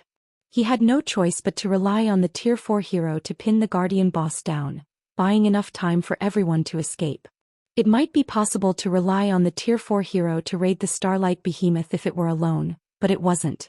Not only did the Guardian boss have the support of 50,000 monsters, but its domain even strengthened the monsters around it. Not even 4 Tier 4 heroes could defeat this horde. While McCaffrey prepared to use the Tier 4 hero summoning scroll, Shifeng walked onto the flying ship's deck and quietly watched the Starlight Behemoth's army. Crap. He's not even going to run. Does he assume he can use his flying ship to get away? Maybe he's in denial. He was clearly hoping to capture the Starlight Fortress, but now that there's a domain class mythic, his hopes have been dashed. The Silver Lion Legion's Tier 3 experts who were panicking on the ground were confused when they saw Shifeng on the Crimson Dragon flying ship's deck, appearing relaxed. The ship could fly and quickly, but its speed was nothing compared to the domain class mythics. Once the flying ship, which relied on mana to remain in the air, was within the Starlight Behemoth's domain, its movement speed would plummet. If Shifeng turned the flying ship around and fled now, he'd have a chance of getting out of there alive. But if he waited until the ship got caught in the Guardian boss's domain, neither he nor his ship would escape. However, while the Silver Lion Legion's members wondered if the sudden development had dealt too much of a mental blow for Shifeng to handle, the swordsman pulled a golden ring from his bag. He raised the golden ring and began to chant an incantation. When Shifeng finished the chant, he revealed a faint smile as he glanced at the Starlight Behemoth's approaching mana field. He then sacrificed 5,000 magic crystals to the Ring of Gospel and activated Miniature World. The sky began to tremble as the phantom of a new world appeared above them all, separating the sky from the land. Everyone immediately sensed that their connection to the outside world had been severed, and a frightening pressure overwhelmed them. This pressure didn't originate from a single point, but assaulted them from all directions. They all felt as if they had just been plunged into a hostile plane of existence. As Miniature World activated, the Starlight Behemoth's mana field began to visibly recede.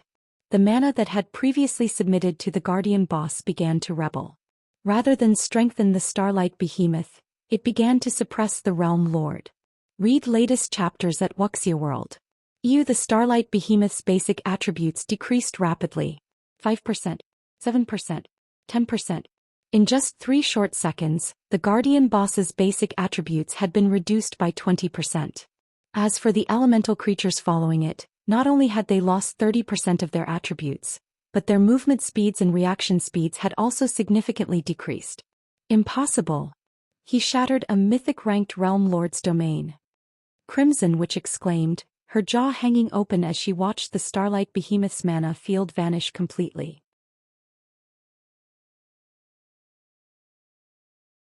Chapter 2456, Flying Ship vs. Starlight Behemoth. He destroyed the boss's domain and suppressed it? What did he do? Crimson Witch wasn't the only player shocked to watch the Starlight Behemoth's domain shatter. No one could believe their eyes. They had never thought that Shifeng had such an ability. Current players were no match for a Tier 4 being's domain. Some superpowers had tried to use Tier 4 domain scrolls against true Tier 4 domains, but they had barely been a match for the beings they had fought. Some Tier 4 domain scrolls were even weaker, and the superpowers that had relied on them had been suppressed by their enemy's domain. In contrast, not only had Shifeng shattered the Starlight Behemoth's domain, but he had also suppressed the Guardian boss. It was unbelievable. When Miniature World activated, the Starlight Behemoth paused for a moment mid-flight. However, it then bellowed angrily, and its entire body began to radiate dazzling starlight. It was trying to expand its domain again and break free from Miniature World. Unfortunately, no matter how much the Starlight Behemoth struggled, it couldn't escape the skill's effect. Mana control even has such a huge effect on magical items. Miniature World's results even stunned Shifeng. He hadn't actually expected the Ring of Gospel's skill to suppress a Realm Lord to such an extent. All tools were ineffective against world bosses. Players had to rely on their own power. However, the Starlight Behemoth was not a world boss, and thus tools could be used against it. This was certainly a benefit since players couldn't use berserk skills in Star Valley. He had used Miniature World to suppress other mythic monsters, but until he had gained his mana body, he hadn't been able to use the mana concentrated within the Ring of Gospel. Now that he was a master magician as well, he more or less understood how the Ring of Gospel's magic arrays operated. He could now guide some of the concentrated mana into those arrays. Even so, he had never thought that the results would be this powerful. His only aim had been to destroy the Starlight Behemoth's domain. He hadn't dared to hope that Miniature World would suppress the Guardian boss as well. The Ring of Gospel proved far more effective than when he had used it blindly before. Of course, after giving the matter some thought, Shifeng found it reasonable. He had already upgraded the Ring of Gospel to the fragmented legendary rank, and world power was already stronger than domains. Now that he could use some of Miniature World's true power, even if it were only a fraction, a Tier 4 domain was no match for him. Not even the Starlight Behemoth could resist this power, and could only watch as the ability suppressed its basic attributes. After this discovery, Shifeng snapped back to the battle and glanced down at McCaffrey below the flying ship. Vice Commander Afrey, prepare to greet the enemy. Try to slow those mobs down as much as possible, especially the monsters that can fly. I'll deal with the boss, Shifeng shouted. This? McCaffrey could not help but hesitate as he turned back to the elemental creature's army. Disregarding the horde of Lord-ranked monsters, the army had over 100 level 110+ Grand Lords. Even without the Starlight Behemoth's domain strengthening these elemental creatures, stopping so many high-level Grand Lords would be very difficult for the Silver Lion Legion's 8,000 members.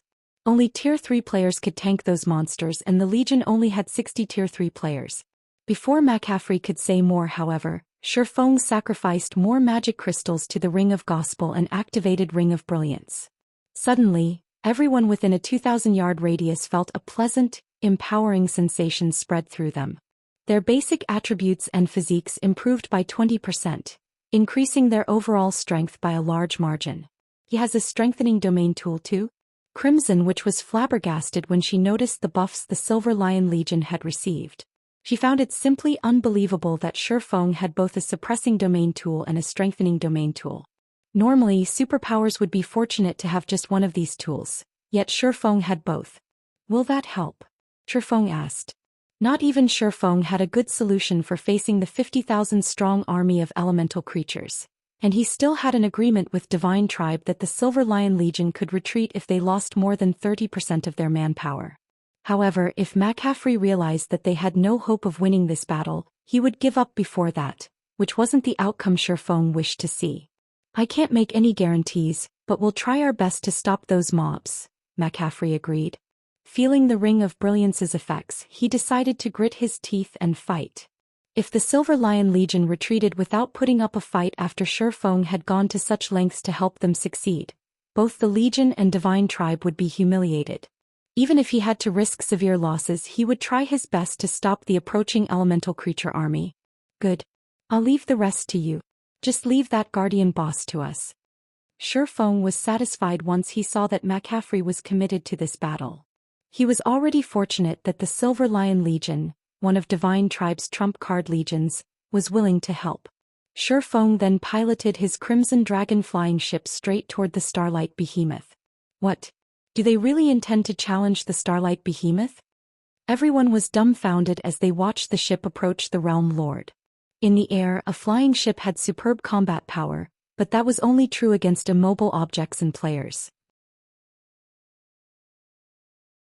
Flying ships weren't built to fight monsters. And yet, Shifeng's group was going to use the flying ship against the domain class mythic. They had gone insane. Even stripped of its domain and with 20% less basic attributes, the Starlight Behemoth was far stronger than ordinary mythic monsters. Its 2 billion HP was more than enough to cause despair. While the Silver Lion Legion members considered the ship's odds of surviving, Aqua Rose raised her staff from the Crimson Dragon flying ship's deck and began to chant an incantation. Dark blue, twofold magic arrays began to appear around the Starlight Behemoth, one after another. Tier 3 super spell Sea God's Grasp. Under her command, shackles of water closed around the Realm Lord, binding the Starlight Behemoth and holding it in place. Good. Fire the main cannon. Shifeng commanded. As soon as he did, the Crimson Dragon flying ship's magic elven cannon began to gather an astonishing amount of ambient mana. It then fired a searing hot white beam with a 200-yard radius at the Guardian boss's head. Read latest chapters at Wuxia World. Boom. As the shot collided with the Starlight Behemoth's face, the forest below shook violently. The Silver Lion Legion's members almost lost their footing due to the shockwaves, even from several hundred yards away. As the white beam's light faded, it revealed a colossal crater in the previously dense forest. Flowers, grass, trees, even the elemental creatures that had been in that area left no trace of their presence, utterly obliterated. After a short moment, a gigantic figure fell from the sky and crashed into the crater's center, causing such an impact that it sent dirt and debris into the air. That gigantic figure was none other than the immobilized Starlight Behemoth.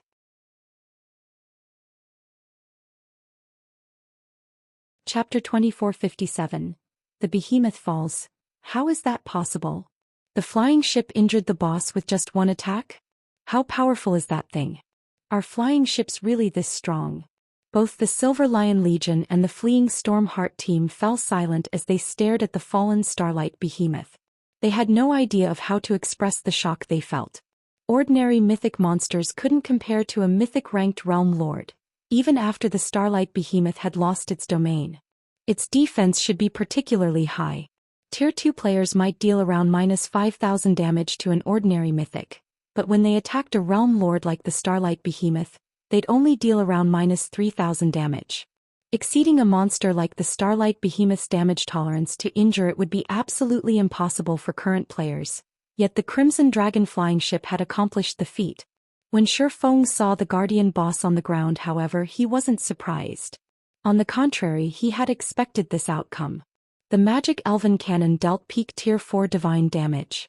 The cannon's power was nearly at the Tier 5 standard. Although the Starlight Behemoth was a realm lord, it was not a higher life form. Its life rating was roughly the same as ordinary mythic monsters. It was merely tougher. Compared to the mutated Sunset King Shifeng had encountered in the Sea God's realm, the Starlight Behemoth was an infant. If the magic elven cannon could even deal significant damage to the Sunset King, what chance did the Starlight Behemoth possibly have against it? Good. Bombard it with ranged attacks. Shifeng shouted, gesturing to the heavily injured realm lord. Not only would God's domain's monsters lose a significant amount of their combat power when heavily injured, but their defense would decrease as well. A level 100+ mythic monster had incredible recovery speed, and if they didn't take advantage of this opportunity, they'd have to wait another 5 minutes before they could fire the magic elven cannon again. Roar. Before Shifeng and his entourage could attack the Guardian boss, however, it released a deafening roar, which was so powerful that it stirred up a storm around the monster. The Starlight Behemoth then stretched open its massive maw, gathering a horrifying amount of mana within. Tier 4 spell Starlight Roar. A brilliant beam of starlight shot from the Starlight Behemoth's mouth, and as it did, it shattered space around it. The attack was so fast that the Crimson Dragon flying ship didn't have time to dodge. The blood drained from everyone's faces. That beam attack had even more power than the flying ship's mana pulse cannons. It would annihilate any Tier 3 player it struck. Magic Shield activate. Taking no risks, Shifeng activated the Crimson Dragon flying ship's magic shield immediately. Boom. When the beam collided with the magic shield, it transformed space around the ship into a sea of fire as another thunderous boom echoed throughout the area.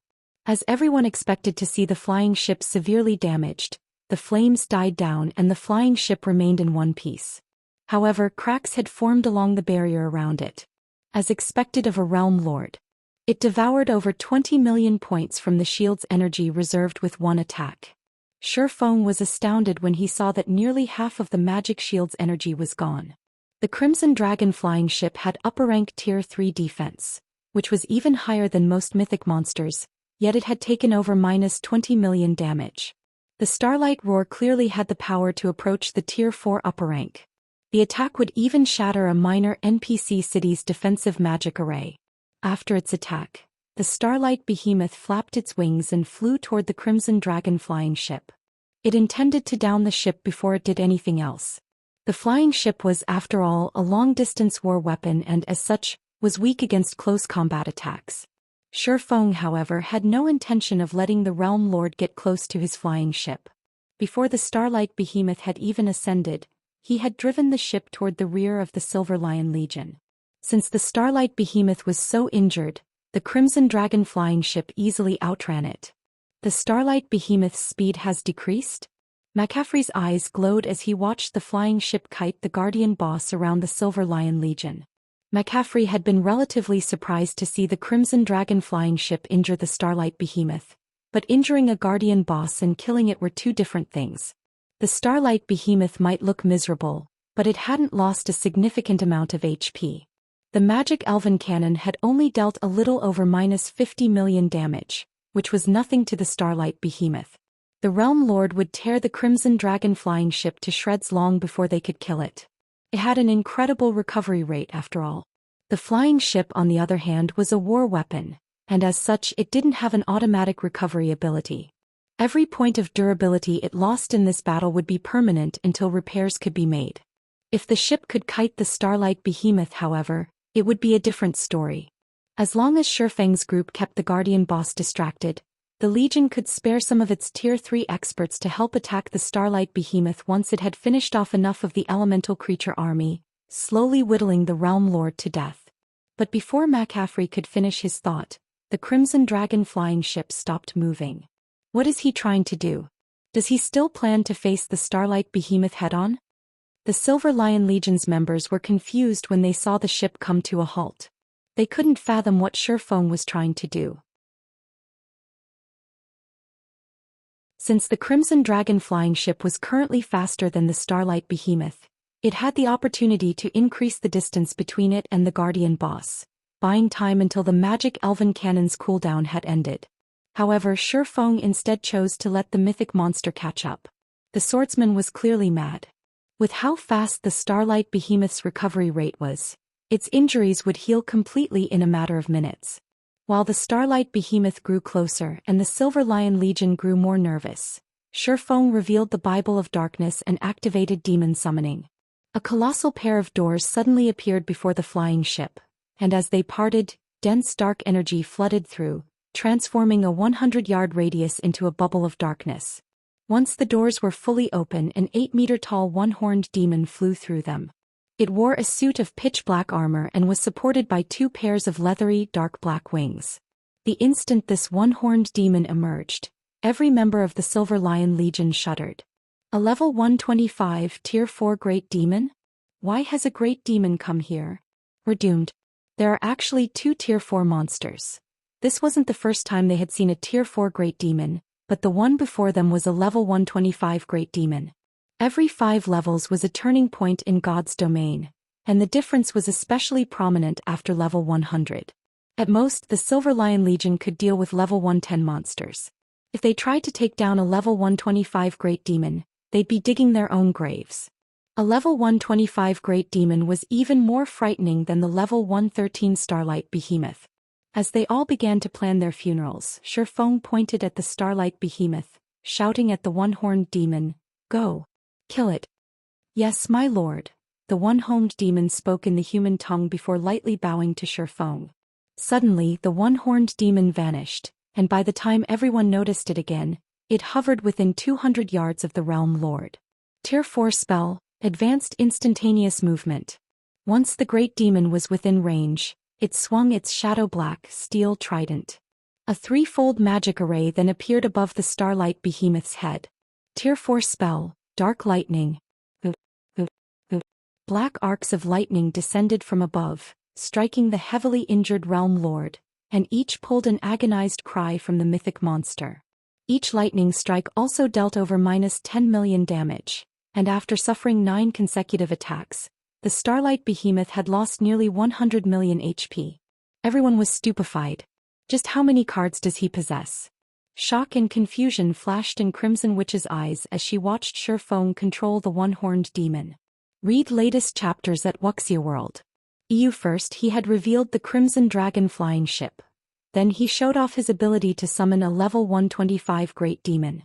Feng was practically a one-man army. The Stormheart Adventurer Team's members who watched from a distance could not help but gape at the scene. This was the first time they had ever seen anyone beat a level 100+ Realm Lord into submission. The level 125 Great Demon continued to tank the Starlight Behemoth, while the Crimson Dragon flying ship bombarded the Realm Lord with attacks, rapidly depleting its HP.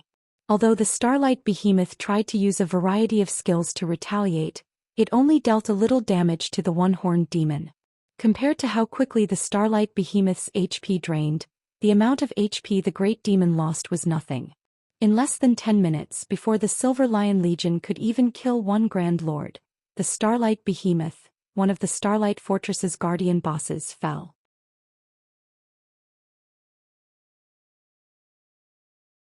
Chapter 2458 Unexpected Loot. When the gigantic Starlight Behemoth crashed into the ground, the Silver Lion Legion members watched their experience bars rapidly fill.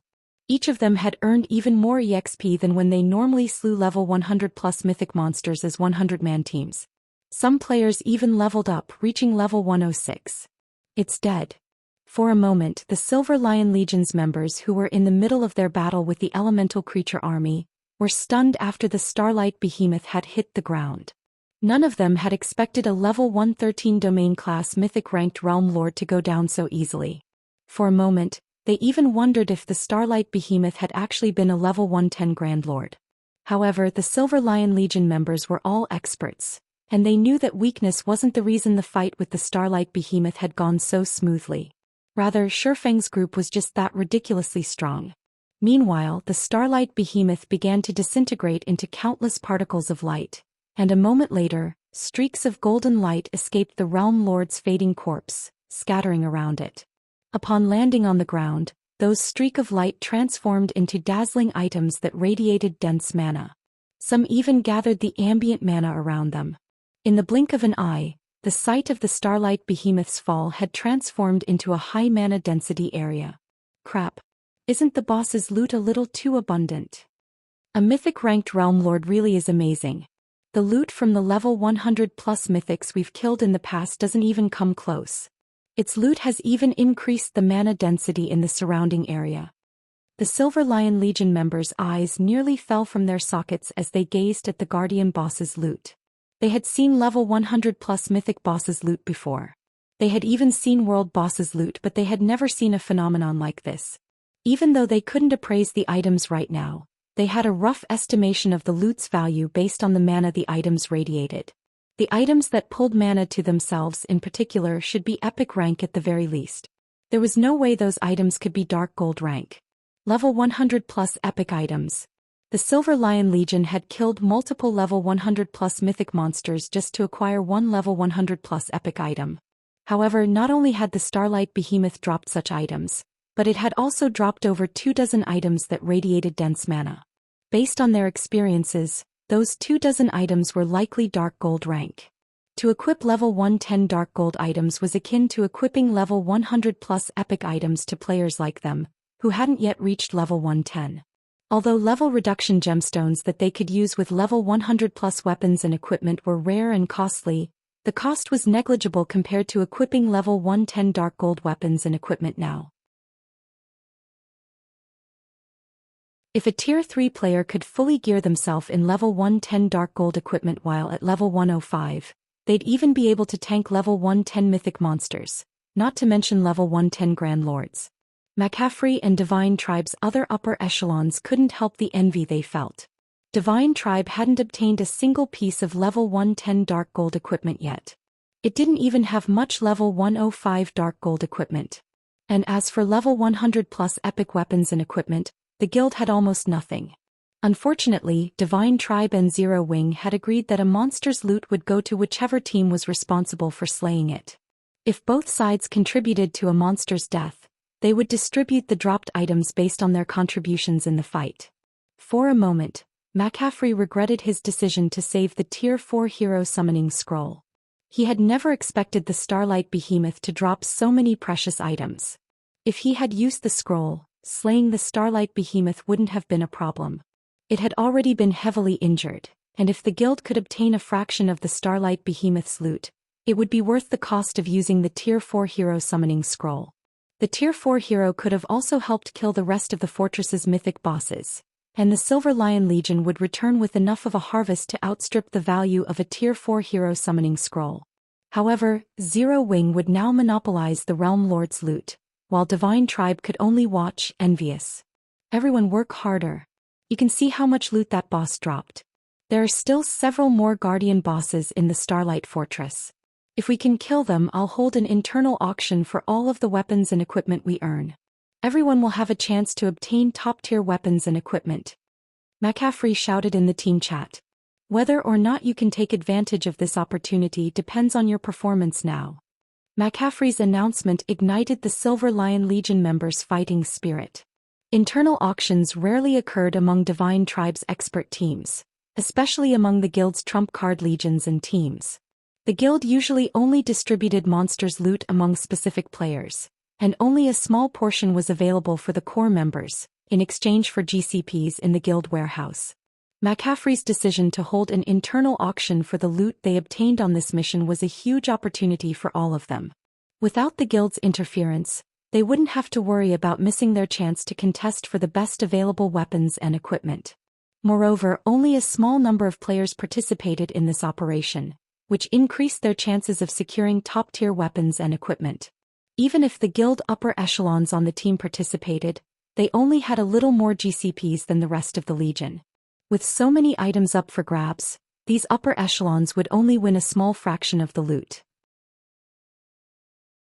With their fighting spirit reaching unprecedented highs, the Silver Lion Legion stopped holding back as they desperately fought the monster army charging at them. McCaffrey even used the Tier 4 hero summoning scroll to help clear out the mobs. Seeing this astonished Shifeng a little.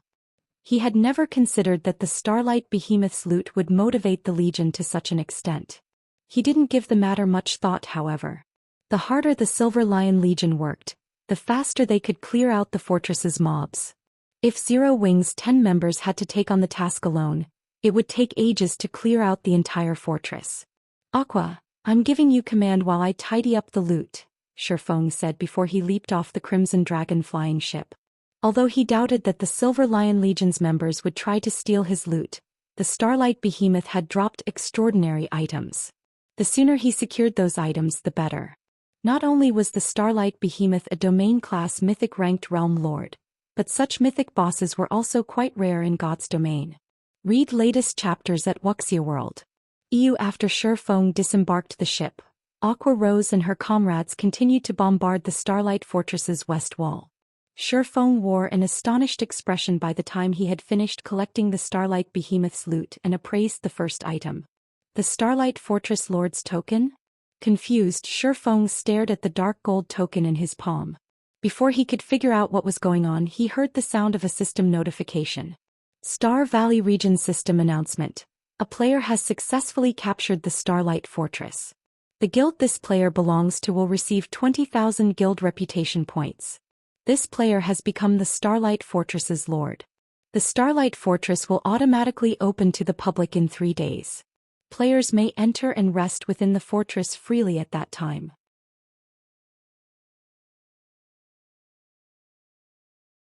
Chapter 2459. Western Continent shaken. The system announcement repeated throughout the Star Valley 3 times, and everyone in battle fell silent for a moment at the main god system's cold, mechanical voice. What's going on? Someone captured the Starlight Fortress? The Silver Lion Legion members couldn't keep up with the sudden developments. They hadn't even made it through the walls or gate yet, so no one should have been able to capture the fortress. How could this have happened? It wasn't just the Legion's various experts who were confused. Even McCaffrey, the Legion's vice commander, was stunned. What happened to the Starlight Fortress? McCaffrey gazed at the fortress several thousand yards away, confounded. Did someone sneak in and slay the final Guardian boss? Even as McCaffrey wondered this, he tried to deny the possibility. In God's domain, players couldn't enter a sealed fortress until they destroyed the front gate or broke a hole in the walls. Since the Starlight Fortress's walls and gate were intact, how could any player get into the fortress? Even if players could accomplish the task, the fortress was still home to hundreds of thousands of elemental creatures. All of these monsters were level 110 or higher, and the weakest of them was Lord rank. Not even a 1,000-man Tier 3 team would be able to handle the final Guardian boss in such a situation, much less a 100-man team of Tier 3 players. Even if players miraculously managed to reach and challenge the final Guardian boss, fighting the mythic-ranked boss should cause a huge commotion. But although they had been engaged in battle outside the fortress, they hadn't heard any noise from within.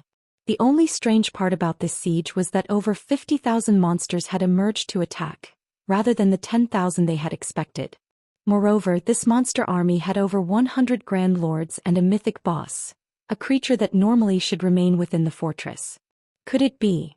McCaffrey suddenly thought of a possibility, and he spun toward Shifeng, who was busy looting the Starlight Behemoth's loot near the rear line.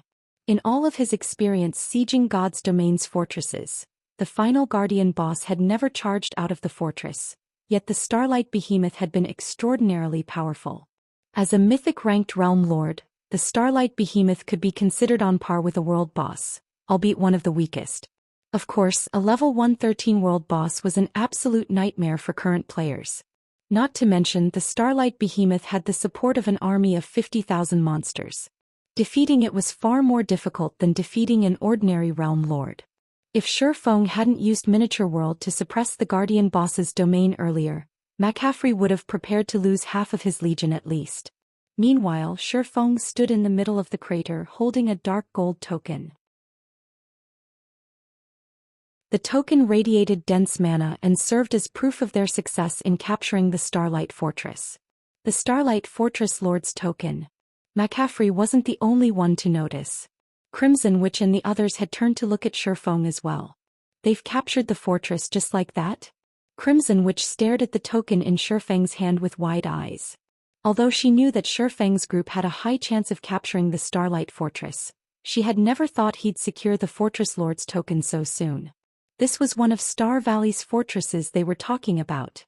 It was something the Western continent's various superpowers dreamed of obtaining. And yet Shifeng had captured the fortress so easily. If she told this story, not even fools would believe her. Every member of the Silver Lion Legion was stupefied. None of them had ever expected a fortress in a level 100+ Forbidden Land to be so easy to capture. If the continent's other superpowers found out about this, they'd likely faint with anger.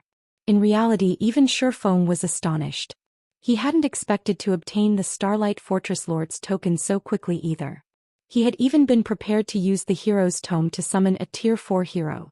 If the first Guardian boss they had faced had already been a mythic-ranked realm lord, the final Guardian boss might be a superior mythic. Players like them wouldn't be able to deal with a level 110+ superior mythic easily. Only a Tier 4 hero would have a chance of defeating such a monster. This has saved us a lot of effort, but we have much less time to fortify the fortress now. Shifeng was not particularly pleased to see the Fortress Lord's token, and he gave it a bitter smile. The fact that he had obtained the Fortress Lord's token so soon was both a blessing and a curse. Now that he had secured the Fortress Lord's token, he would have full control of the Starlight Fortress's magic array. Although he still had to reach the fortress's core to activate the defensive magic array, it would no longer buff the monsters within now that he had the token. This would make capturing the fortress far easier. Now he only needed to clear out the monsters in the Starlight Fortress, and he wouldn't have to destroy the fortress's wall or gate to do it. He could simply waltz through the front gate. The only problem was that he needed to clear out the monsters and strengthen the fortress's defenses within 3 days, before the fortress opened to the public and players began to flood in. Without adequate defenses, managing the fortress would become troublesome, and the various superpowers might use the opportunity to take it from him. Unfortunately, sealing the fortress and preventing players from entering wasn't possible. The Starlight Fortress was in Star Valley, a forbidden land. God's Domain's forbidden lands weren't controlled by any kingdom or empire, and almost all of their fortresses had survived since ancient times, created before the Great Destruction. Forbidden Lands fortresses weren't like those in neutral maps or guild towns and cities. Even with the Fortress Lord's token, one would not gain full access to the fortress. They couldn't open or seal the fortresses as they wished. This was also the reason that any power to capture a fortress in a forbidden land was forced to send a large number of members to garrison the fortress. In truth, the main god system's settings for this weren't unreasonable. Forbidden Lands had far more abundant resources than other maps. If a power could acquire full control of an ancient fortress in a forbidden land, it would be nigh impossible for other powers to break through the defenses and take it from them due to the defensive mechanisms that had also survived since ancient times. The power that had first captured the fortress would have permanent access to the Forbidden Lands resources, while everyone else would have to watch from the sidelines. This certainly wasn't a fair situation. Take the Starlight Fortress for example. It might only be a small fortress, but once its defensive magic array was activated, only Tier 5 beings would be able to break it. In an era where the gods had gone into seclusion, Tier 5 powerhouses stood at the peak of God's domain. Even emperors had to show proper respect. These powerhouses could wipe out entire kingdoms. Not even empires would get away scot-free after provoking such an individual. Shi Feng had thought that he'd have 3 full days to bolster the Starlight Fortress's defenses after he captured it, but now he had to waste some of that time clearing out the hundreds of thousands of monsters within. While Shi Feng and the others continued their fight against the Starlight Fortress's monsters, the Stormheart Adventurer team watched from a distance with dropped jaws. "Who are those people?" the ruthless, greatsword-wielding man muttered as he stared at the system announcement in shock. "They've actually managed to capture the Starlight Fortress?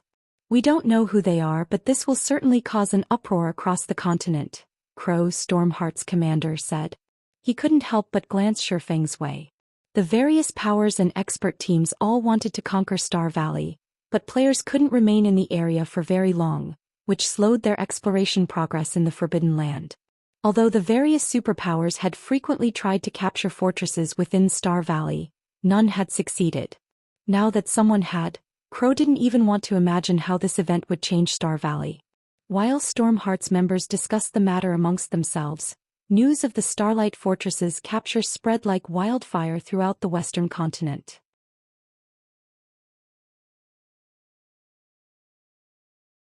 Chapter 2460 Swarming Starlight Fortress Silver Moon Empire, Silver Lion City. "What did you say? Zero Wing has already captured the Starlight Fortress?" Adolphe was momentarily stunned when he heard McCaffrey's report. "Impossible. Your group only left a while ago. Even if you hadn't rested, how could you have slain several 100,000 monsters in the fortress so quickly?" Adolphe felt as if McCaffrey were playing a joke on him. Zero Wing and the Silver Lion Legion hadn't even been gone from Silver Lion City for more than a day, and the Starlight Fortress was home to hundreds of thousands of monsters, the weakest of which was Lord rank. Furthermore, there were plenty of Great Lords and Grand Lords in the fortress, and multiple mythic-ranked Guardian bosses. Even if the Starlight Fortress had opened its gate to the Silver Lion Legion, the Legion's 8,000 players would still need a lot of time to clear out all of the monsters. It'd be a miracle if the Legion finished the job within 2 or 3 days. However, less than a day had passed since the Legion had left for Star Valley, and including travel time, they had spent even less time in the area. Did McCaffrey assume he had gone senile with old age? "It's true, Great Elder," McCaffrey insisted, smiling bitterly when he saw Adolphe's skepticism. "Take a look for yourself if you don't believe me. We've already entered the Starlight Fortress and are clearing out the monsters. The fortress magic array is now buffing us, rather than its previous residents." As McCaffrey spoke, he changed the video chat to display his view of the situation. Adolphe's display then revealed the Silver Lion Legion's fight with the elemental creatures within the Starlight Fortress. Although the weakest of the elemental creatures were level 110 lords, and many of them were level 110 plus Great Lords and Grand Lords, the fortress's magic array suppressed every one of the monsters, drastically reducing their basic attributes and mobility. In addition, the Legion's members were surrounded by a faint purple glow, significantly enhancing their attributes and physiques. Although the Silver Lion Legion was badly outnumbered, the elemental creatures were no match for them, and the monsters continued to fall as the fight continued. Seeing this made it obvious that the Starlight Fortress was now under player control. Otherwise, the fortress's magic array wouldn't behave in such a way. How is this possible? Adolphe stared with wide eyes. They were talking about one of Star Valley's fortresses. Even if several superpowers worked together, they still couldn't capture a fortress in this level 100+ Forbidden Land, much less Divine Tribe alone. Great Elder, I doubt it will be long before the other superpowers hear of this. the main god system had announced the Starlight Fortress's capture in a regional announcement. "We couldn't keep this a secret if we wanted to," McCaffrey cautioned. He could sympathize with how Adolphe felt at the moment. When Shifeng had first declared that he wanted to capture the Starlight Fortress, McCaffrey had assumed the swordsman was both insane and ignorant. The West's various superpowers had to expend a lot of resources and manpower to obtain a single town, yet Shifeng wanted to capture a fortress in a level 100+ forbidden land. Clearly, he hadn't been taking the Western continent's superpowers seriously. Star Valley had leveling resources that were unique to the area. It was also home to the West's only 2 known God Mode regional dungeons. It was no exaggeration to claim that owning one of Star Valley's fortresses was on par with owning several Grade 1 veins. If the various superpowers were capable of capturing these fortresses, they would have already done so. How could a pseudo-superpower like Zero Wing possibly succeed where the various superpowers had failed? In the end, however, Shifeng had succeeded. Moreover, the strength Zero Wing had displayed was far beyond anything McCaffrey could have imagined. When it came to laying siege to fortified locations, Zero Wing outstripped ordinary superpowers. In fact, not even super guilds would prove as adept as Zero Wing in this respect. The domain tools and the Crimson Dragon flying ship Shifeng had revealed were godly tools during an offensive siege. Watching those tools in action had changed everything McCaffrey had thought he knew about siege battles. Before the Ring of Gospel and flying ship, Tier 3 experts were nothing. It seems I still underestimated Zero Wing. Not only can it travel between the continents, but it has even proven capable of capturing the Starlight Fortress. Not even super guilds have such firm foundations, Adolphe said, taking a deep breath to calm himself. He also reevaluated what he knew about the guild known as Zero Wing. "Since that is the case, I want you to give everything you have in assisting Zero Wing from now on. Also, inform Black Flame that Divine Tribe is willing to go all out in helping his guild manage the Starlight Fortress. Not only will we send the Divine Hymn Legion and a 150,000-man expert army to garrison the fortress free of charge, but we'll also give Zero Wing 100 bottles of the special enchanted bloodline. In return, all Divine Tribe wants is a temporary residence in the Starlight Fortress." Adolphe's declaration stunned McCaffrey. "Do we really need to go that far, Great Elder? Setting aside the Divine Hymn Legion, we went to great lengths to save up 100 bottles of the special enchanted bloodline. If we give them all to Zero Wing, our guild's Tier 2 experts will have a much harder time reaching Tier 3 than other superpowers players." McCaffrey quickly tried to dissuade Adolphe from his decision. The Divine Hymn Legion wasn't as strong as the Silver Lion Legion, but it was the guild's second strongest trump card legion. Normally, it was responsible for garrisoning the guild's important mining towns. If they transferred the Divine Hymn Legion to the Starlight Fortress, those mining towns' defenses would become a problem. The 100 special enchanted bloodlines were also supposed to be the capital Divine Tribe used to compete with the various super guilds. These bloodlines could help the guild quickly nurture Tier 3 experts. With another 100 Tier 3 experts, Divine Tribe could start raiding level 100 super large-scale team dungeons, instantly surpassing the various super guilds. Although Zero Wing had secured the Starlight Fortress, fortresses in Forbidden Lands weren't like those in other maps. Even after capturing them, players couldn't gain full control of these fortresses. Moreover, NPCs wouldn't be around to help manage the fortresses, and thus, they would require a large number of experts to protect them long-term. Otherwise, it wouldn't be long before the ruling power started having problems. Since news of the Starlight Fortress's capture had already begun to spread, many powers would swarm to it in the near future. Meanwhile, Zero Wing had barely any manpower on the Western continent. Without Divine Tribe's help, defending the Starlight Fortress was impossible for Zero Wing. There was simply no reason for Divine Tribe to give Zero Wing 100 bottles of the special enchanted bloodline. You have to. You should realize that if we want a temporary residence in Star Valley, Zero Wing is our only option for an ally. On the other hand, Zero Wing can choose from many superpowers to ally with. However, small fortresses can only have one temporary residence and we have to have it no matter what. Adolphe sternly informed his subordinate. The potential wealth and resources related to the Starlight Fortress couldn't be underestimated, especially the leveling resources. If Divine Tribe could secure a temporary residence in the Starlight Fortress, the guild's overall leveling speed would surpass the other superpowers by a large margin. 100 special enchanted bloodlines? Zero Wing really has lucked out. When Crimson Witch overheard Adolphe's statement and tone, she knew the Great Elder had already made up his mind. She wasn't happy about it, but there was nothing she could do to change it. A lot of superpowers will be paying attention to the fortress, and it still isn't guaranteed that Zero Wing can defend its ownership. Hopefully Zero Wing doesn't act foolishly. While Divine Tribe discussed the matter, the West's various superpowers began to grow restless. Interesting. It seems someone has proven capable of capturing the Starlight Fortress. Which power is it? Read latest chapters at Wuxia World. Ooh, could it be a hidden superpower that has finally decided to spread its wings? Regardless, let's go take a look at the fortress. If this unknown power can't manage the fortress, this is the perfect opportunity to take it from them. The Western continent's various powers began to dispatch large expert teams, sending them to Star Valley. These teams only had one goal: take the Starlight Fortress.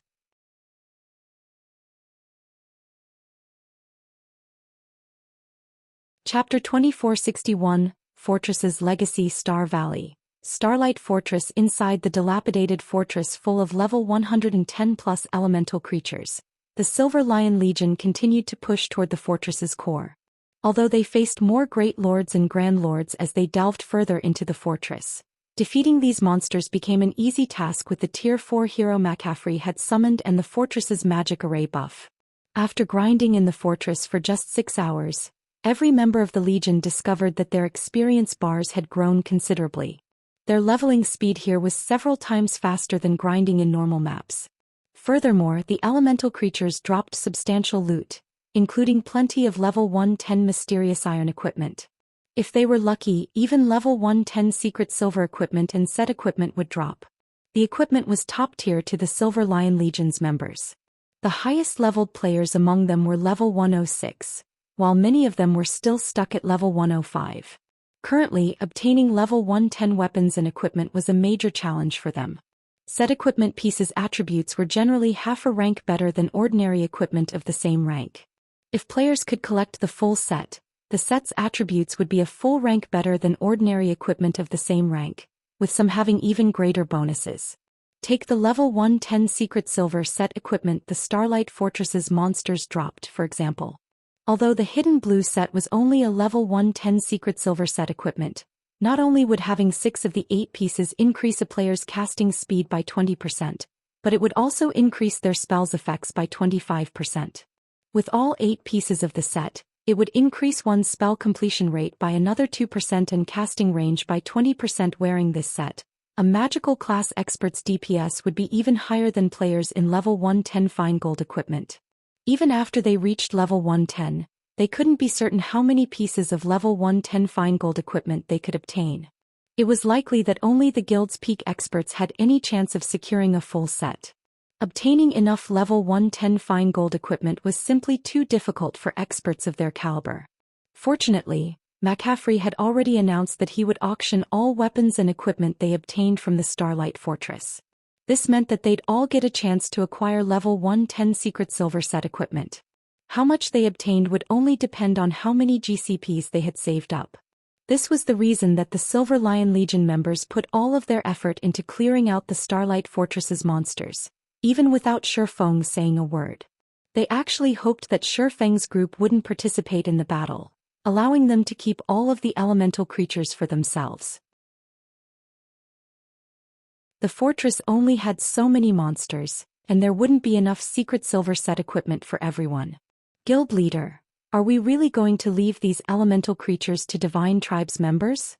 Aqua Rose asked as she watched the Silver Lion Legion push through the fortress's main streets. Level 110 secret silver equipment and set equipment might not be important to her or the other experts that had ventured to the Western continent with Shifeng, but it would be to Zero Wing's other experts. Moreover, not even level 110 common equipment had shown up on the market yet, much less level 110 secret silver equipment. They had an advantage with the Crimson Dragon flying ship, and the fortress's magic array currently suppressed the monster's basic attributes. This was an excellent opportunity to secure some level 110 weapons and equipment for the guild.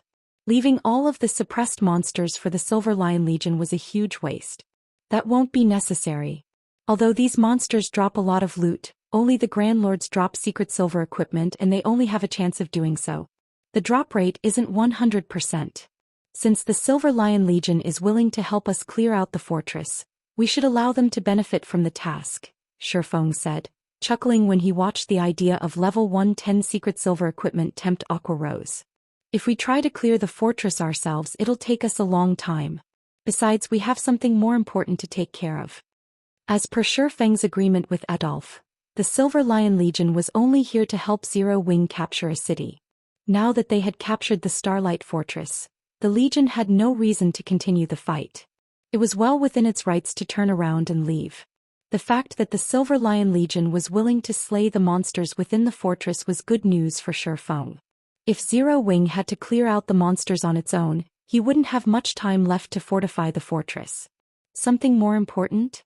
After giving the matter some thought, Aqua Rose asked, "Are we raiding the remaining Guardian bosses?"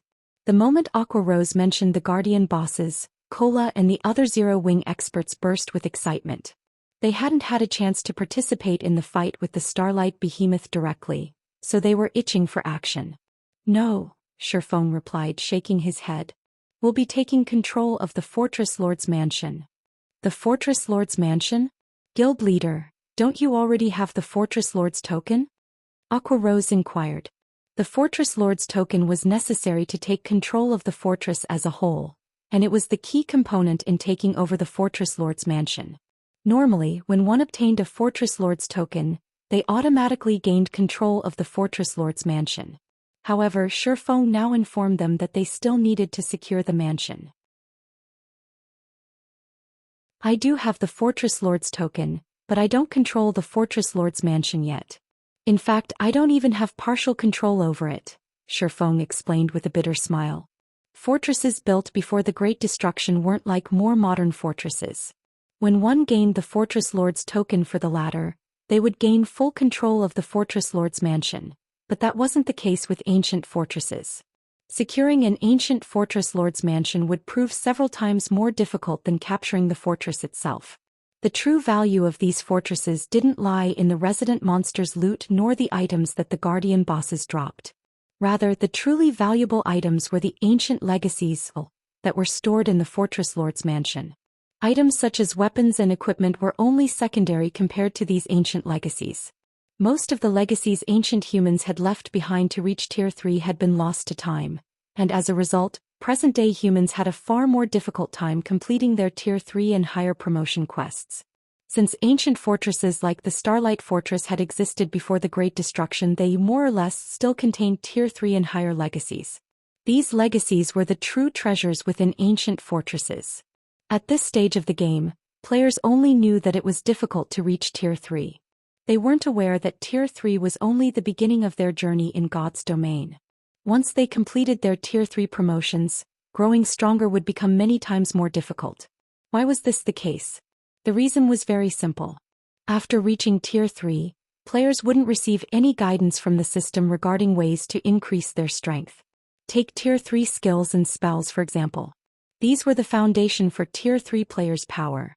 If players only relied on legacy skill points to acquire Tier 3 skills and spells, they wouldn't be considered a true Tier 3 player. To be a true Tier 3 player, one would need at least 10 Tier 3 skills or spells in their arsenal. One also needed a way to control their mana body, which was also a crucial legacy.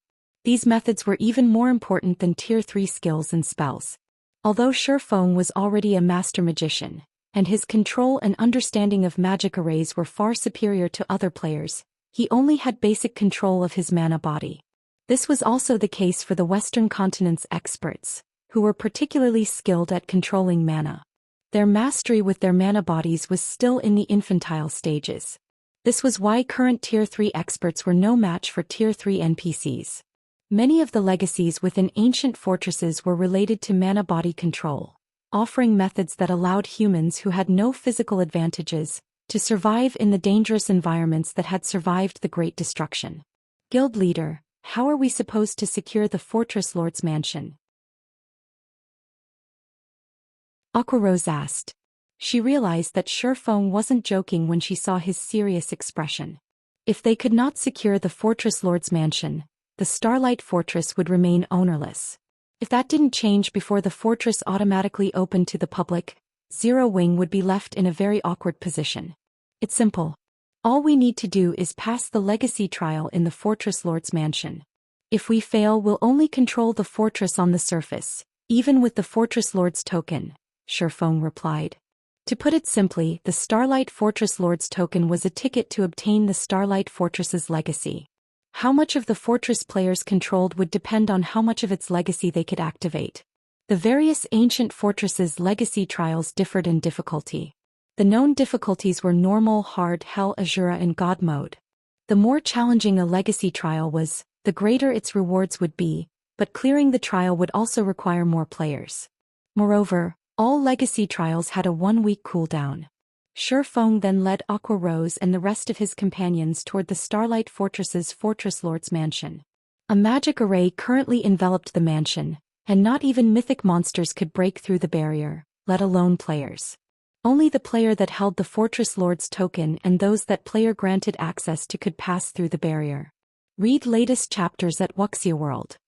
After walking up to the mansion's entrance, Shifeng retrieved the Fortress Lord's token and started to chant an incantation.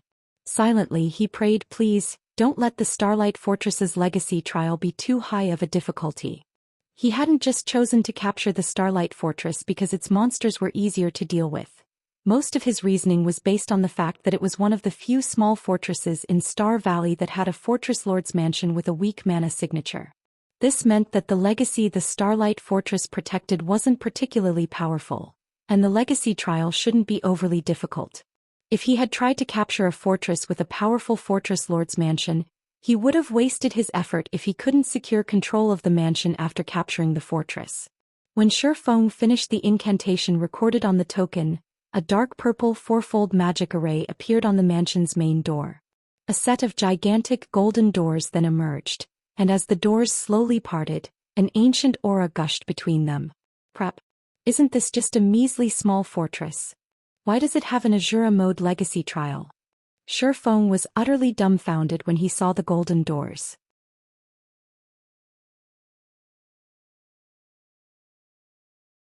Chapter 2462, Gold Gate. Aquarose and the others couldn't help their surprise when the set of golden doors appeared before the entrance to the Fortress Lord's mansion. Although the doors were only 8 meters tall, they radiated a sacred aura that tamed the nearby ambient mana. This aura even affected the mana within Zero Wing's members. Although the divine runes and images had been engraved on the doors, these runes and images were indiscernible when players tried to examine them. Even so, the blurred runes and images felt somehow heavy and inspired curiosity. What are the markings on the doors? I tried to examine them for a moment, but it made me feel even more exhausted than using advanced combat techniques multiple times in a row, Aquarose wondered aloud. After examining the engravings, she pried her gaze away from the doors. She had seen plenty of amazing items in God's domain, but this was the first time she had encountered something that could deplete her concentration so drastically after looking at it for a few seconds. She didn't doubt that if she had stared at the doors for a few more moments, her mind would have been overloaded. Fire Dance and the others also turned away from the doors, afraid they'd pass out if they continued to stare. God's Domain's players rarely fainted from concentration depletion, but if it happened, the results would be even more severe than from stamina depletion. When a player's stamina depleted, they'd lose the ability to move, but when they lost all of their concentration, they'd be forced into a deep slumber, which took an incredibly long time to recover from. This could be a fatal setback for players fighting on the front lines. This is normal. The information on this gold gate is a legacy that has been passed down from ancient times. Moreover, this is a relatively complete legacy and far more complex than the combat techniques we've seen thus far. It isn't something players can simply glance at, Shifeng said. When he saw his teammates' curiosity, he revealed a bitter smile and continued. If you look at this legacy for too long, your recovery could take more than 5 days. The legacy gates left behind in ancient fortresses fell into 3 ranks: Bronze Gate, Silver Gate, and Gold Gate. Each gate was stronger than the last, and the legacies they contained were more complete with each subsequent rank. Similarly, the higher the gate's rank was, the more difficult the legacy trial would be. Many Tier 3 experts would already struggle to clear the normal and hard mode legacy trials on the bronze gates. The gold gates only contained Azura and God mode legacy trials, which were so difficult that even peak experts would despair at the challenge. Shi Feng had assumed that even in the worst-case scenario, the Starlight Fortress would house a silver gate. He had never considered that the legacy gate would be gold rank. Taking control of this Fortress Lord's mansion would be nearly as difficult as capturing a large fortress's Fortress Lord's mansion. Has the system elevated the trial's difficulty because we're the first to capture an ancient fortress? Questions filled Shi Feng's mind as he gazed at the gold gate before him. Normally, small fortresses had at most silver gates and medium fortresses would only have a small chance of containing a gold gate. He had never heard of anyone finding a gold gate in a small fortress. Forget it. Let's just take this one step at a time. Shi Feng shook his head, banishing his worries. He then gritted his teeth and led his team through the gold gate. If he refused to participate in the trial now that he had activated it with the Fortress Lord's token, he would have to wait for the token's cooldown to end before he could try again. Moreover, the appearance of a gold gate wasn't all bad. This could be a blessing for them. A high-ranked legacy gate might be very difficult to clear, but it would also provide greater help as players learned how to control their mana bodies. A legacy gate was an ancient fortress's most valuable treasure. It was also the greatest benefit to controlling an ancient fortress. The various powers hadn't initially been aware of this fact in Shi Feng's previous life and had treated the legacy gates as a way to gain more control over their fortresses. The various powers had only discovered the legacy gates' true value after some time, learning that these gates were the fastest way for players to unlock the full potential of their mana bodies. If players tried to explore and adapt to their mana bodies without such help, unlocking their mana bodies' potential would take ages. As Shi Feng and the others walked through the gold gate, the world around them warped. The world settled into place again, and Shi Feng found himself before a sacred golden mountain alone. This golden mountain was several thousand meters tall. Shi Feng couldn't even see where the mountain ended. The mountain's aura was just slightly less intense than that of the Tower of Four Gods. While bathed in the mountain's aura, Shi Feng felt an intense pressure bear down on him, reducing his mobility. So this is a gold gates trial? Shi Feng looked around him shocked. During his previous life he had only ever entered a bronze gate, and he had only acquired the entry slot after paying a huge sum. Even so, he had paid the price gladly. If he hadn't, he would have had to rely on his own experiences to explore and adapt to his mana body, like independent players, wasting a lot of precious time in the process. The stronger one's mana body was, the more difficult it was to unlock its potential. Because of this, independent Tier 3 players struggled to surpass the various superpowers Tier 3 experts. Unfortunately, it couldn't be helped. It was simply a benefit of having access to a guild's resources. If that weren't the case, so many players wouldn't be so desperate to join the various superpowers. Within the Gold Gate, Shi Feng discovered that the difference between a Bronze and Gold Gate was far greater than he had expected. When he had entered the Bronze Gate, its environment hadn't affected his mental state, but within the Gold Gate he could feel a void in his mind. Within spaces that had thin traces of mana, such a mental state would be extremely helpful. While players operated in spaces that lacked mana, the harsh environments would affect their ability to learn and grow, even with the support of their mana bodies. While Shi Feng and the others quietly observed their surroundings, the phantom of a goddess in dark blue armor appeared before them all. I am this Legacy Gate's creator, Iliadi. Trial taker, you have 2 days to climb the sacred mountain and pass the trial. If you fail, you will be removed from this place. Only if 3 or more of you reach the sacred mountain's first shrine, will you obtain the Starlight Fortress's bronze mark, securing your hold over the fortress. Remember, this is your only opportunity. You will not be allowed to reach this place again for another month, Iliadi explained, watching Shi Feng carefully. The moment Iliadi finished speaking, she vanished as if she had never existed. Read latest chapters at Wuxia World. Fortunately, we have 2 days. Shi Feng breathed out a sigh of relief after listening to the trial's introduction. He had only been given 1 day to ascend the sacred mountain when he had challenged the Bronze Gate in the past, but now he would have 2 days to complete the trial. Fortunately, this amount of time should be more than enough for Aqua Rose and his other companions to adapt to this environment. This was, after all, the first time they had entered a legacy trial. Before Shi Feng could celebrate his good luck, however, 3 knights in exquisite armor appeared on the sacred mountain. Each of the knights carried swords, and the weakest among them was level 110 and tier 3. The moment these knights manifested, they charged toward Shi Feng. The knights were quick, and despite the lack of mana in the area, dense mana surrounded each of them. 3 knights with fully unlocked mana bodies right off the bat? Shi Feng was stunned as he watched the approaching knights. You're tuning in to the Zhou Xian's Legacy YouTube channel.